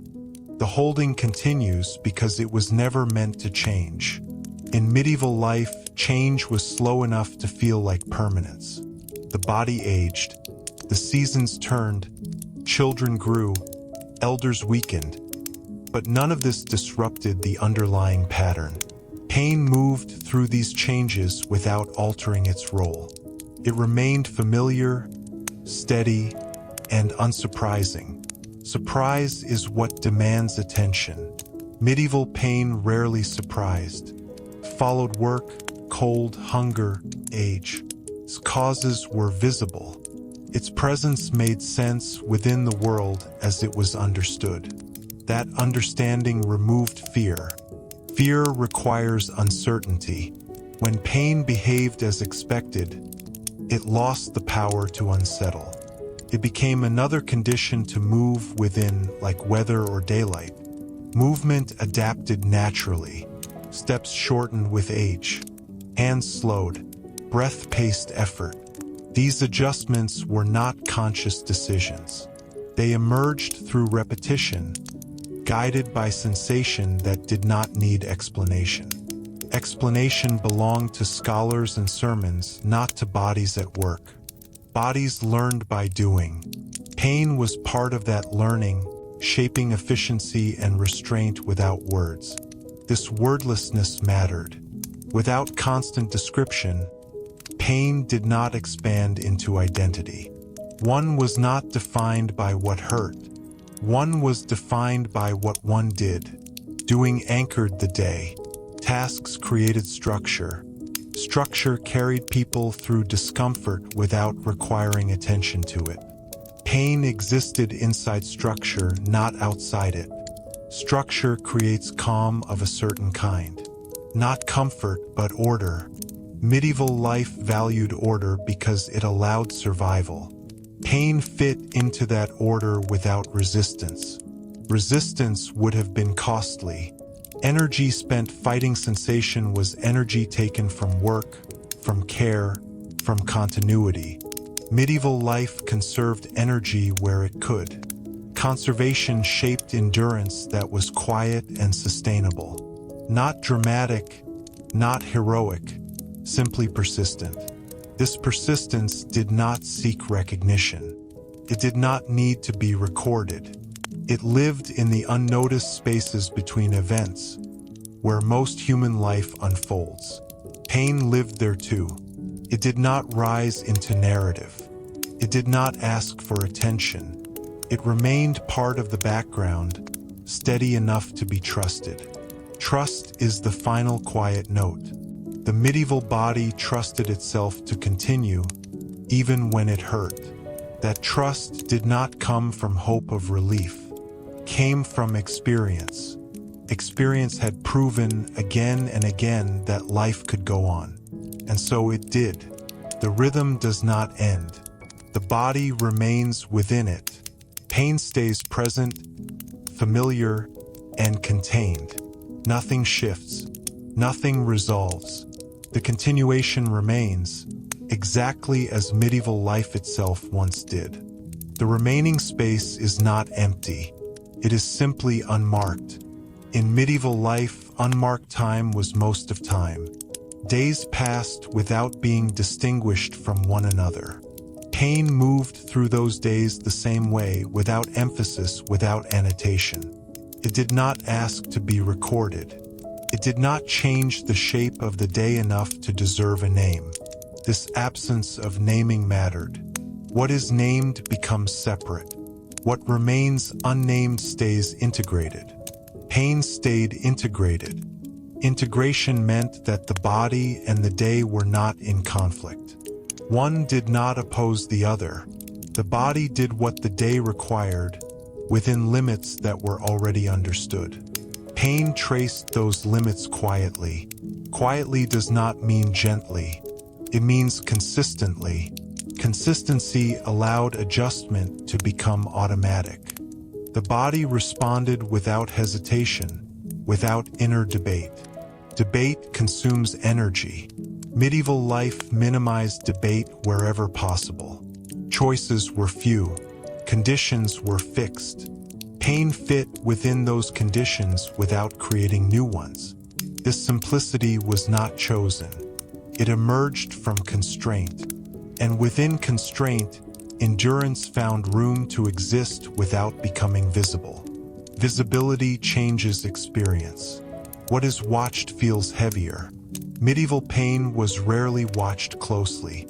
It was shared, expected, and therefore unremarkable. The sharing mattered. Even when pain was felt individually, it was known to be collective. Everyone carried something. No one was singled out by discomfort alone. This knowledge softened isolation. Suffering did not mean separation. It meant participation in a common condition. Participation sustained identity. People belonged not because they were well, but because they were present. Pain did not revoke presence. Presence was enough. When strength faded, presence remained. When work slowed, presence remained. Pain altered capacity, not belonging. Belonging anchored life more firmly than comfort ever could. It gave days meaning even when bodies ached. Pain existed within that meaning without replacing it. Replacement requires dominance. Pain did not dominate medieval life. It accompanied it. Accompaniment is subtle. It walks beside without leading. It is noticed only when it changes pace. Pain rarely changed pace, so the rhythm held. The days repeated. The body adapted without announcement. Nothing demanded conclusion. Nothing pointed forward. Life unfolded as it had learned to unfold. And in that unfolding, pain remained. Steady, familiar, unremarkable, carried forward by habit, shared by many, and never asked to explain itself. The continuation does not need to go anywhere else. It stays exactly where medieval life stayed, within ordinary days, within enduring bodies, within a rhythm that continues simply because it always has. The staying does not thin out. It remains full in its own quiet way. In medieval life, fullness did not come from variety. It came from density. Each day held enough effort, enough movement, enough repetition to feel complete without needing distinction. Pain occupied space within that density, neither expanding nor retreating. This made experience feel grounded. The body was always in contact with something: soil, wood, stone, cloth. Sensation flowed outward as much as inward. Pain did not isolate the body inside itself. Kept it aware of weight, pressure, resistance. Resistance was constant, and so the body learned to move with it rather than against it. Pain belonged to that resistance. It taught efficiency without instruction. Efficiency was not speed. It was economy. Movements that wasted energy disappeared over time. What remained was what could be sustained. Pain helped carve away excess by making it costly. Cost shaped behavior quietly. People did not test limits for curiosity's sake. They worked within what was known to last. Pain defined that boundary with consistency. Consistency created calm. Calm did not depend on comfort. It depended on knowing what would happen next. Pain was predictable enough to be included in that knowledge. This inclusion mattered. When something is included, it does not disrupt. Pain did not disrupt medieval life. It shaped it. Shaping is slow. It does not announce itself. It happens across years, across generations, until it feels like nature rather than adaptation. Medieval endurance felt natural because it had always been there. No one remembered a time without it. Pain was part of the inherited world, like land and weather. Inheritance does not invite evaluation. It invites use. People used their bodies as they were, within the conditions given. These conditions did not improve, but they were understood. Understanding reduced anxiety. Anxiety thrives on unpredictability. Medieval pain was predictable. Predictability allowed attention to rest elsewhere. On shared labor, on conversation, on ritual, on the simple awareness of being part of something larger than the body alone. That largeness mattered. It held individual discomfort within a broader continuity. Pain was not the center. Life was. Life did not need to feel good to feel meaningful. It needed only to continue, to repeat, to sustain itself. And so it did. The rhythm does not conclude. The body remains within it. Pain stays where it has always been, present, known, and quietly carried. There is no next step required. No resolution waiting. Only the steady continuation of ordinary existence, moving forward without comment, exactly as medieval life once did.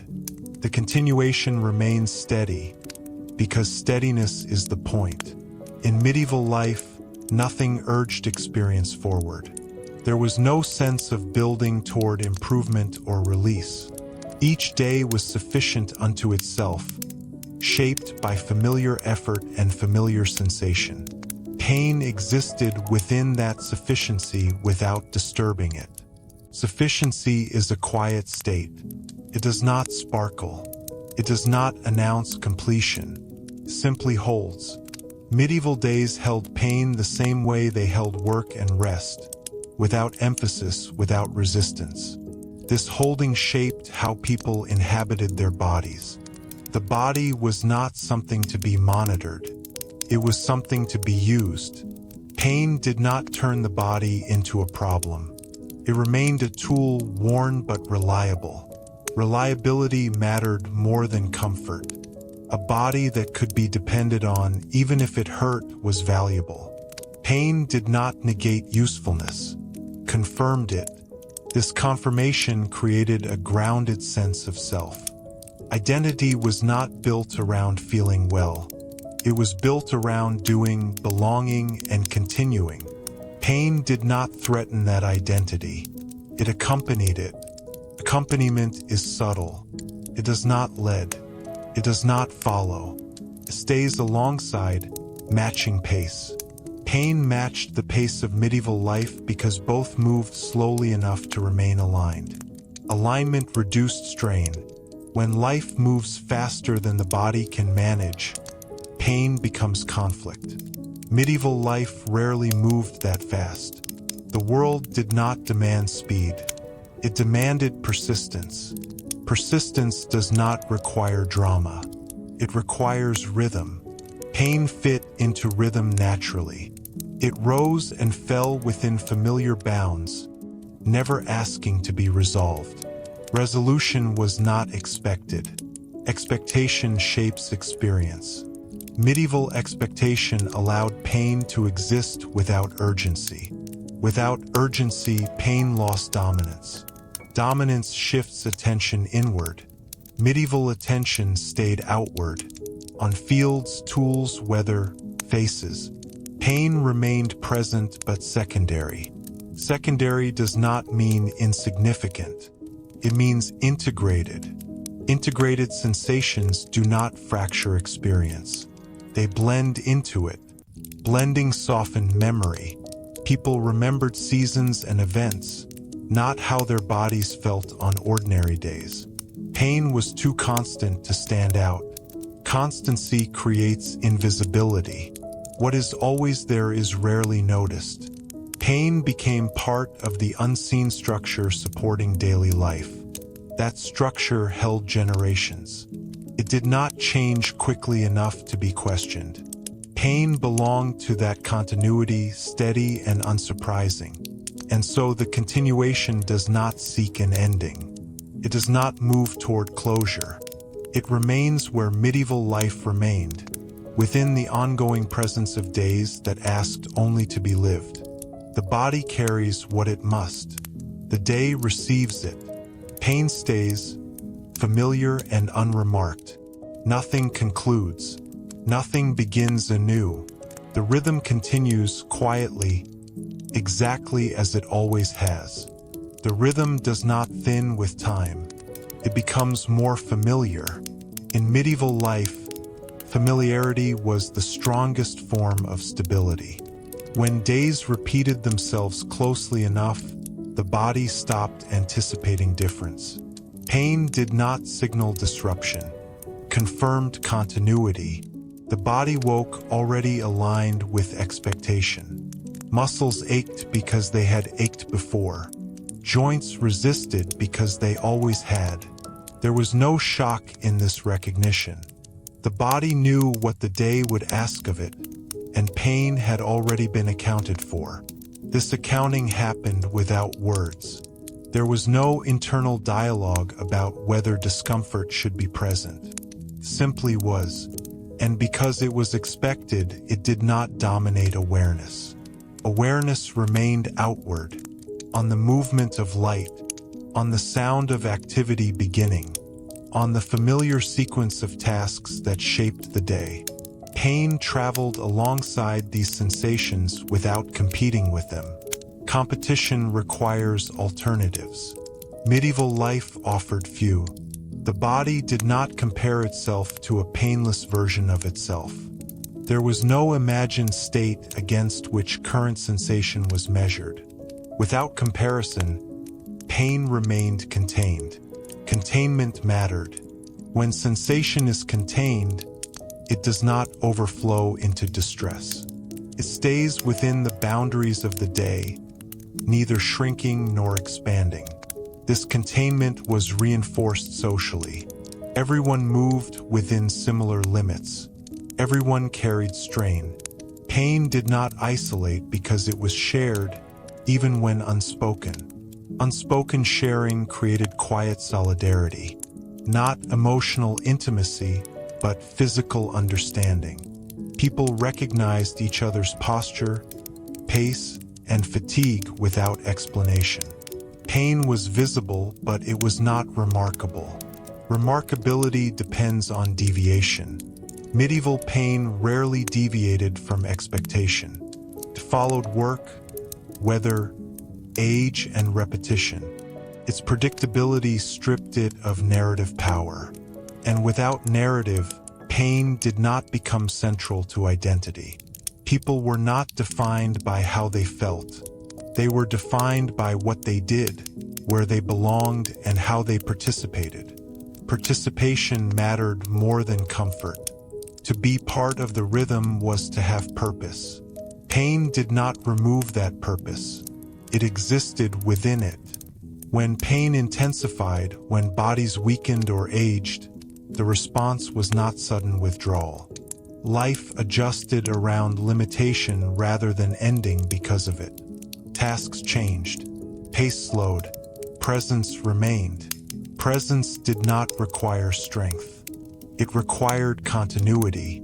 Even diminished bodies belonged within the pattern of daily life.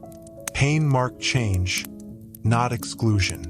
This gradual adjustment softened fear. There were few abrupt transitions. Decline unfolded slowly enough to be recognized and absorbed. Pain accompanied this unfolding without altering its direction. Direction itself was modest. Life did not aim toward improvement. It aimed toward repetition. Repetition provided structure. Structure carried bodies forward without demanding reflection. Reflection was rare because it was unnecessary. The body already knew how to proceed.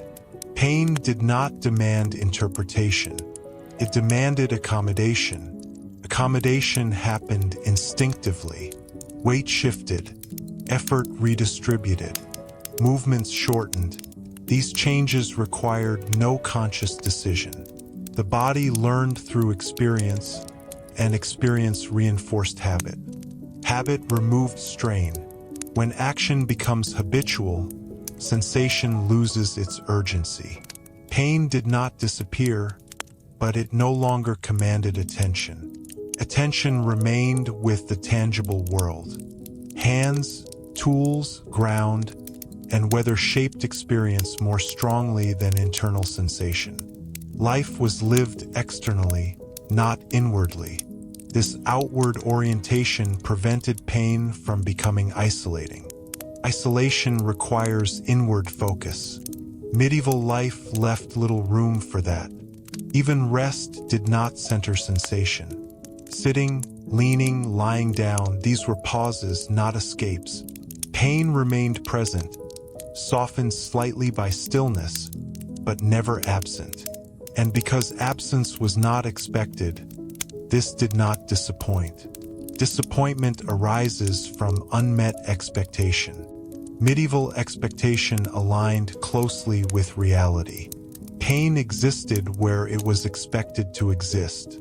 That alignment reduced emotional friction. Emotional friction intensifies suffering. Its absence allowed endurance to remain quiet. Quiet endurance does not announce itself. It leaves few traces. It does not appear heroic or tragic. It simply continues. This continuation shaped time itself. Time was not something to endure until relief arrived. It was something to inhabit. Pain existed within time rather than pressing against it. When pain presses against time, minutes feel long. When it settles within time, it passes without notice. Medieval pain settled. This settling created patience that was not conscious. People did not wait for things to get better. They waited because waiting was part of living. Pain did not make waiting feel incomplete. Completeness did not depend on comfort. A day was complete if it unfolded as expected. Pain did not interrupt that unfolding. It was part of it. This is why medieval life appears continuous rather than episodic. Pain did not create chapters. It filled pages evenly. History records events because events interrupt continuity. Pain rarely interrupted medieval continuity. It therefore remains largely invisible in records, even though it was always present. But presence does not require documentation. It requires endurance. The medieval body endured not by choice, but by alignment with reality. Reality did not offer alternatives. Pain was one of its conditions. Conditions are not negotiated. They are lived within. And so pain was lived within, day after day, without emphasis, without drama, without expectation of resolution. The rhythm held because it did not depend on change. The body continued because it had learned how. Pain remained because it had always been there. Nothing demanded conclusion. Nothing moved toward release. Life unfolded exactly as it was meant to, through repetition, familiarity, and quiet accommodation. The medieval world did not wait for comfort. It lived without it, and in that living, pain was not an obstacle. It was part of the ground upon which everything else stood. The rhythm remains unchanged, because nothing in medieval life required it to change. Change, when it came, arrived slowly enough to be absorbed without shock. Bodies aged, strength lessened, pain deepened or shifted, but it did so gradually, in ways that allowed the body to adjust without crisis. Sudden transformation was rare. Continuity was the rule. Pain followed that rule. It did not arrive dramatically. It did not announce itself as new. It accumulated quietly, layer by layer, year by year, until it became indistinguishable from the body itself. What was once noticed became familiar. What was familiar became ordinary. Ordinariness stripped pain of urgency. Urgency depends on contrast. Medieval life offered little contrast between comfort and discomfort. The body existed within a narrow band of sensation, steady enough to feel predictable. Pain lived within that band, never quite crossing into exception. This predictability shaped behavior deeply. People did not structure their days around how they felt. They structured their days around what needed to be done. Feeling followed action, not the other way around. The body learned this sequence early. Movement came first. Sensation followed. Pain did not determine whether work began. Work began because it always had. This sequence mattered. When action precedes evaluation, sensation loses authority. Pain was felt, but it did not command the day. The day commanded movement. Movement diluted sensation. Walking, lifting, bending, repeating familiar tasks dispersed pain across the body and across time. There were few long moments of stillness in which discomfort could gather intensity. Stillness, when it occurred, was brief and functional. Sitting was for eating. Resting was for sleeping. There was no extended contemplation of the body's condition. Pain did not become an object of attention. Attention stayed outward, on the weather that shaped labor, on the land that required tending, on tools that demanded care. These external concerns framed experience more strongly than internal sensation. This outward focus was not philosophical. It was practical. Survival depended on it. Pain could not be allowed to dominate awareness because awareness was needed elsewhere. The medieval world did not encourage inwardness. There was little space for it. Life happened in shared rooms, shared fields, shared streets. Privacy was limited. Pain was felt privately but lived publicly. Public living normalized discomfort. Seeing others work while aching made one's own pain less isolating. Everyone moved with stiffness. Everyone slowed with age. Pain belonged to the collective body of the community. Collective experience softened individual distress. Suffering felt less personal when it was shared. Pain did not mean something had gone wrong. It meant something familiar was happening.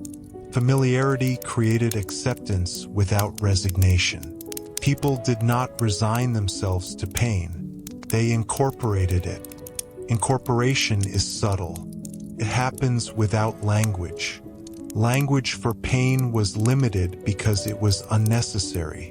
There was no need to describe what everyone already knew. Pain was assumed, like cold in winter or heat in summer. Assumption reduces emotional weight. What is assumed does not shock. Pain did not shock medieval people. It aligned with their understanding of the world.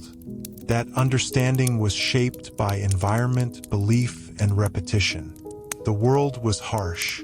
Bodies were finite. Pain followed naturally from both. There was no expectation that life should feel otherwise. Expectation is powerful. It defines what disappoints us. Medieval expectation left little room for disappointment. Pain existed where it was expected to exist. This alignment produced a form of calm that modern observers often mistake for indifference. It was not indifference. It was realism. Realism allowed endurance without constant struggle. When pain is seen as a condition rather than an interruption, it does not require resistance. It requires adjustment. Adjustment became instinctive. The body knew when to slow, when to pause, when to continue despite discomfort. These decisions were made without conscious thought. Conscious thought was reserved for planning, for memory, for relationship. Pain remained beneath those layers, present but unobtrusive. Unobtrusive pain does not disappear. It remains constant, like background sound, heard but not listened to. The medieval body learned to live with this background. It did not seek silence. Silence was not expected. Even joy existed alongside discomfort. Festivals, gatherings, shared meals did not require physical ease. Standing for hours, traveling long distances, enduring cold or fatigue did not diminish meaning. Meaning did not depend on how the body felt. It depended on participation. Participation anchored identity. One belonged because one showed up, not because one felt well. Pain did not disqualify belonging. As bodies weakened with age, participation changed shape but did not vanish. Elderly people remained present, even when pain limited movement. Their bodies told a story that others recognized and expected. Expectations softened fear of aging. People knew what awaited them because they had watched it unfold in others.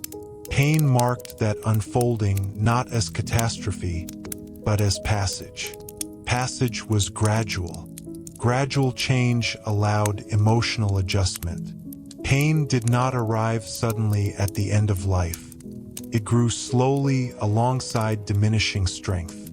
This slowness mattered. Prevented panic. Decline was integrated into life rather than set apart from it. The medieval world did not divide life into health and illness as sharply as we do now. One could be ill and productive, hurting and responsible. Pain did not create a separate category of existence. Existence remained continuous. Continuity reduced anxiety. Anxiety thrives on unpredictability. Medieval pain was predictable. Predictability allowed trust. The body trusted itself to continue because it always had. Even when it hurt, it moved forward. This trust was not hopeful. It was proven. Day after day, the body endured. Not dramatically, not heroically, simply by continuing to exist within the limits it knew. These limits shaped life quietly. They influenced posture, pace, and habit without ever becoming explicit. Pain was one of those limits. It did not demand meaning. It did not promise resolution. It did not require explanation. It simply remained, and life shaped around it remained as well. The rhythm did not change because it did not need to. The body continued because it had learned how. Pain stayed present because it always had been. Nothing pointed toward an ending. Nothing moved toward relief. Existence unfolded within repetition, familiarity, and quiet accommodation. The medieval world did not seek comfort. It sought continuity. And in that continuity, pain was not the enemy. It was part of the ground upon which life quietly moved forward. The continuation does not advance forward. It settles deeper into what already exists. In medieval life, depth did not come from change. It came from remaining within the same conditions long enough for them to become invisible. Pain was one of those conditions. It was present so consistently that it ceased to stand apart from the body that carried it. When something is always present, it no longer announces itself. Pain did not arrive each morning as a new sensation. It was already there, folded into waking, into movement, into the first moments of the day. The body did not greet it. It simply moved with it. This movement was not deliberate. It was learned. Years of repetition taught the body how to rise, how to step, how to lift, even when discomfort remained. The body remembered without thinking. Memory lived in muscle and joint, not in language. Language was not needed. Everyone already knew. Pain was part of the shared understanding of what it meant to be alive. It was as expected as fatigue at night or stiffness in the cold. No one paused to interpret it. Interpretation would have required alternatives that did not exist. Without alternatives, pain remained contained. It did not grow into longing or frustration. It did not become comparison. There was no imagined state of ease waiting elsewhere. The body existed exactly as it was meant to exist within its world. This absence of comparison softened experience. Pain did not feel like loss because nothing had been lost. It felt like condition. Conditions are lived within, not argued with. The medieval world was full of conditions. Weather, soil, season, hunger, labor. Pain fit among them naturally. It did not claim special attention. It did not demand accommodation beyond what habit already provided. Habit smoothed edges. Movements became economical. Tasks followed predictable sequences. The body learned which efforts were sustainable and which were not. Pain guided that learning quietly without instruction. Guidance did not feel like warning. It felt like familiarity. The body knew when to slow because it had slowed before. It knew when to pause because it had paused before. These responses required no conscious decision. Decision-making consumes energy. Medieval life conserved energy wherever possible.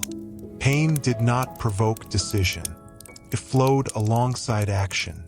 Action itself was steady rather than urgent.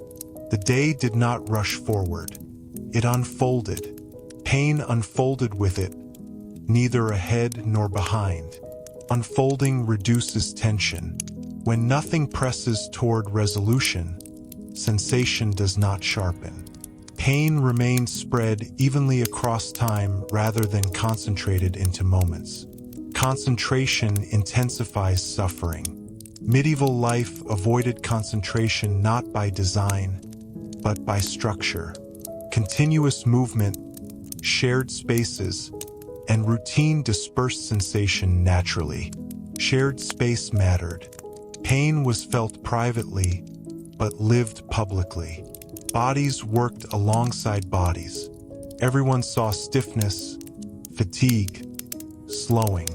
Pain did not isolate because it was visible everywhere. Visibility normalized it.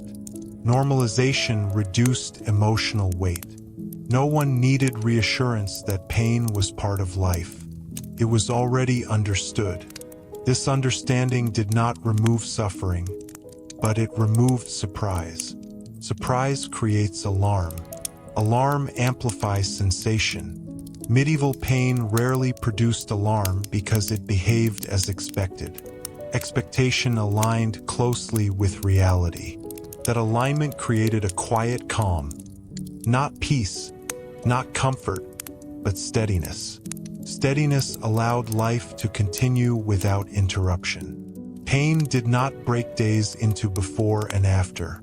It did not create milestones. It simply remained. Remaining does not feel dramatic. It feels ordinary. Ordinary days made up most of medieval life. They were not defined by events, but by repetition. Pain belonged to repetition. It did not distinguish one day from another. Because pain did not distinguish, it faded from memory. People remembered what happened, not how their bodies felt while it happened. Sensation dissolved into the background of recollection. This does not mean pain was absent. It means it did not claim narrative importance. Narrative requires change. Pain was constant. Constancy creates silence. Silence is not emptiness. It is saturation. When something fills all space, it becomes unremarkable. The medieval world was saturated with bodily sensation. Pain existed alongside fatigue, hunger, cold, and effort. None of these stood out enough to dominate awareness. Awareness remained grounded in the immediate world. Tools, land, weather, and people shaped attention more strongly than internal feeling. This outward focus protected against isolation. Pain did not turn the body inward. Life remained external, shared, and collective. Collectivity mattered deeply. Even when pain limited ability, belonging remained. One's place in the household or village did not disappear because the body hurt. Roles shifted. Presence remained. Presence was enough to maintain identity. Identity was not built on wellness. It was built on participation. Participation did not require ease. It required continuity. Continuity did not require relief. It required rhythm. Rhythm was sustained by repetition, not resolution. Pain fit into rhythm because it was steady. When bodies aged, pain changed shape but not meaning. It deepened, slowed movement, reduced strength. But this was expected. Aging had been observed in others. Pain marked passage, not failure. Passage unfolded slowly. Slowness allowed acceptance. There were no sudden cliffs, no abrupt endings. Decline happened gradually enough to be lived with. This gradualness softened fear of the future. People knew what awaited them because they had watched it unfold in others. Pain did not arrive unexpectedly at the end of life. It had always been present, only more pronounced. This continuity from youth to age reduced emotional shock. Life did not fracture. It narrowed. Narrowing does not end rhythm. It changes pace. Pain influenced pace without disrupting pattern. The day still unfolded. Tasks still occurred. Presence still mattered. Meaning did not depend on comfort. It depended on continuation. Continuation was the measure of life. Pain did not disqualify continuation. It accompanied it. And so pain remained exactly where it had always been, within the body, within the day, within the rhythm of ordinary existence. It did not need explanation. It did not seek resolution. It did not demand attention. It simply stayed. And life, shaped around it, stayed as well. The medieval world did not imagine a future without pain. It imagined tomorrow as a version of today. That imagination was enough. The rhythm held. The body moved within it. Pain remained present, familiar, and quietly carried. Nothing concluded. Nothing changed direction. Existence continued, not toward relief, not toward ending, but toward the next ordinary moment, exactly as it always had. The continuation remains steady, because steadiness was the natural state of medieval life. In a world where change arrived slowly and unevenly, stability came not from comfort, but from predictability. Pain belonged to that predictability. It followed patterns that were known, understood, and rarely questioned. The body learned these patterns early. From youth onward, sensation was shaped by work, by environment, by repetition. Pain did not emerge as an anomaly. It emerged as confirmation that the body was functioning within its expected limits. This confirmation did not feel reassuring. It felt normal. Normality framed everything. When pain was normal, it did not define experience. It blended into it. The body did not ask whether pain should be there. It adjusted to how it was already there. Adjustment happened continuously. There was no moment when the body paused to recalibrate. Movement itself was recalibration. Each step, each lift, each turn of the wrist carried subtle corrections learned over years. These corrections were not conscious. They were not taught. They were absorbed through repetition. Pain shaped them without ever needing to announce itself. This shaping created efficiency without speed. Movements were careful, measured, and sustainable. Pain discouraged excess, not by force, but by familiarity. The body knew what it could repeat tomorrow, and it avoided what would make tomorrow harder. Tomorrow mattered because it was expected. The future was not imagined as relief. It was imagined as continuation. Continuation gave pain context. Pain existed because the body existed. There was no expectation that life should feel different. Expectation defines dissatisfaction. Medieval expectation left little room for it.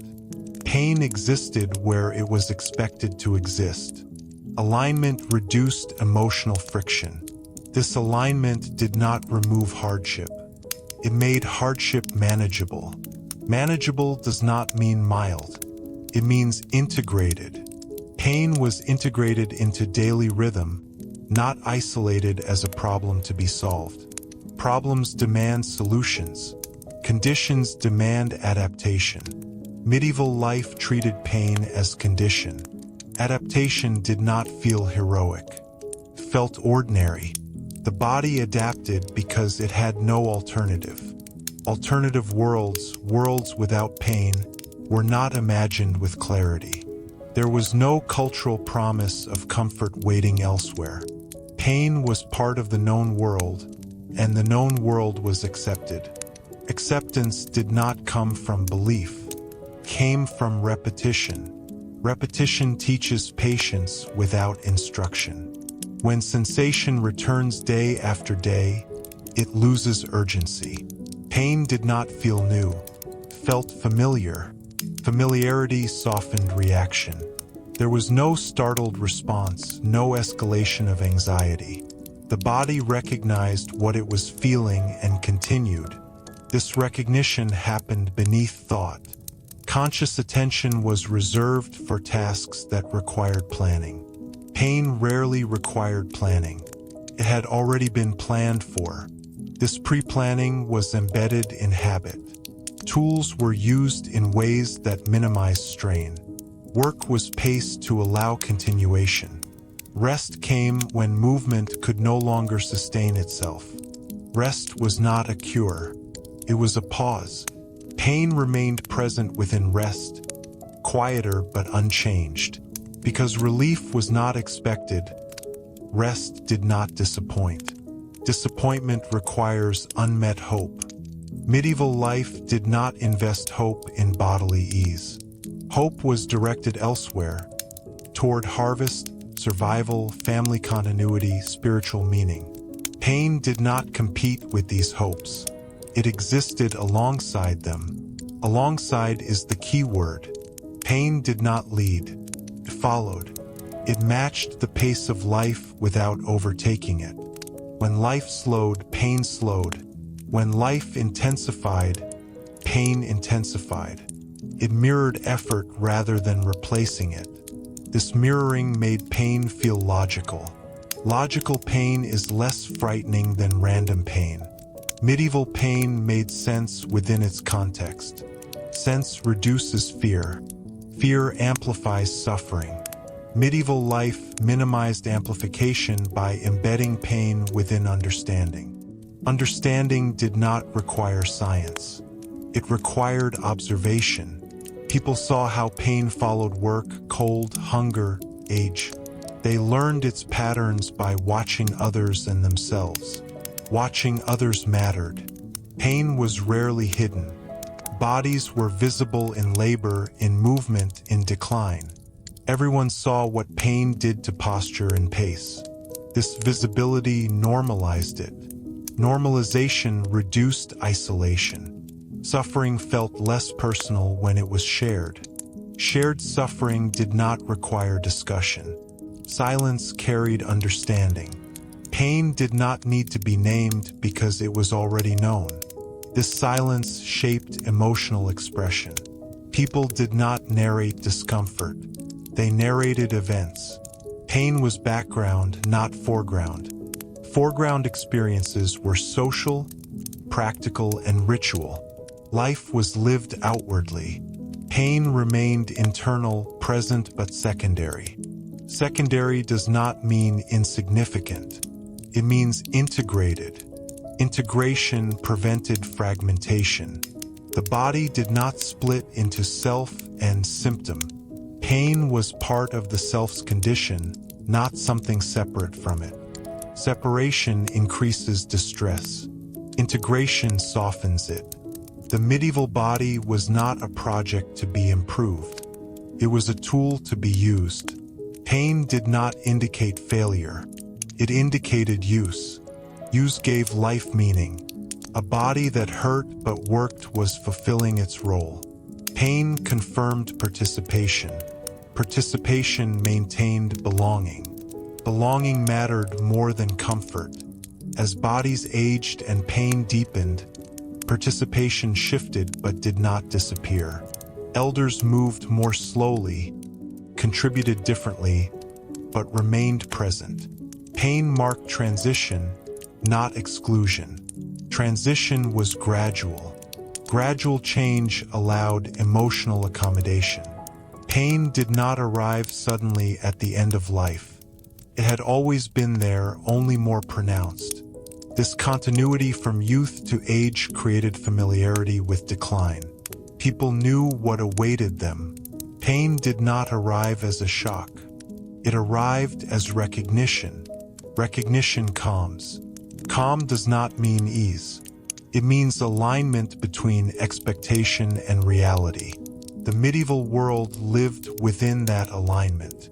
Pain did not threaten order, confirmed it. Order mattered. Order allowed survival. Pain fit into order without resistance. And so the rhythm held. The body moved. The day unfolded. Pain remained present, familiar, contained. Nothing pushed toward resolution. Nothing promised relief. Life continued because continuation was the only expectation. The medieval world did not imagine an ending free of pain. It imagined tomorrow as another day. That imagination was enough. The rhythm did not change. The story did not conclude. Existence unfolded quietly, steadily, without interruption. And pain remained, not as an enemy, not as a lesson, but as part of the ground upon which life continued to move.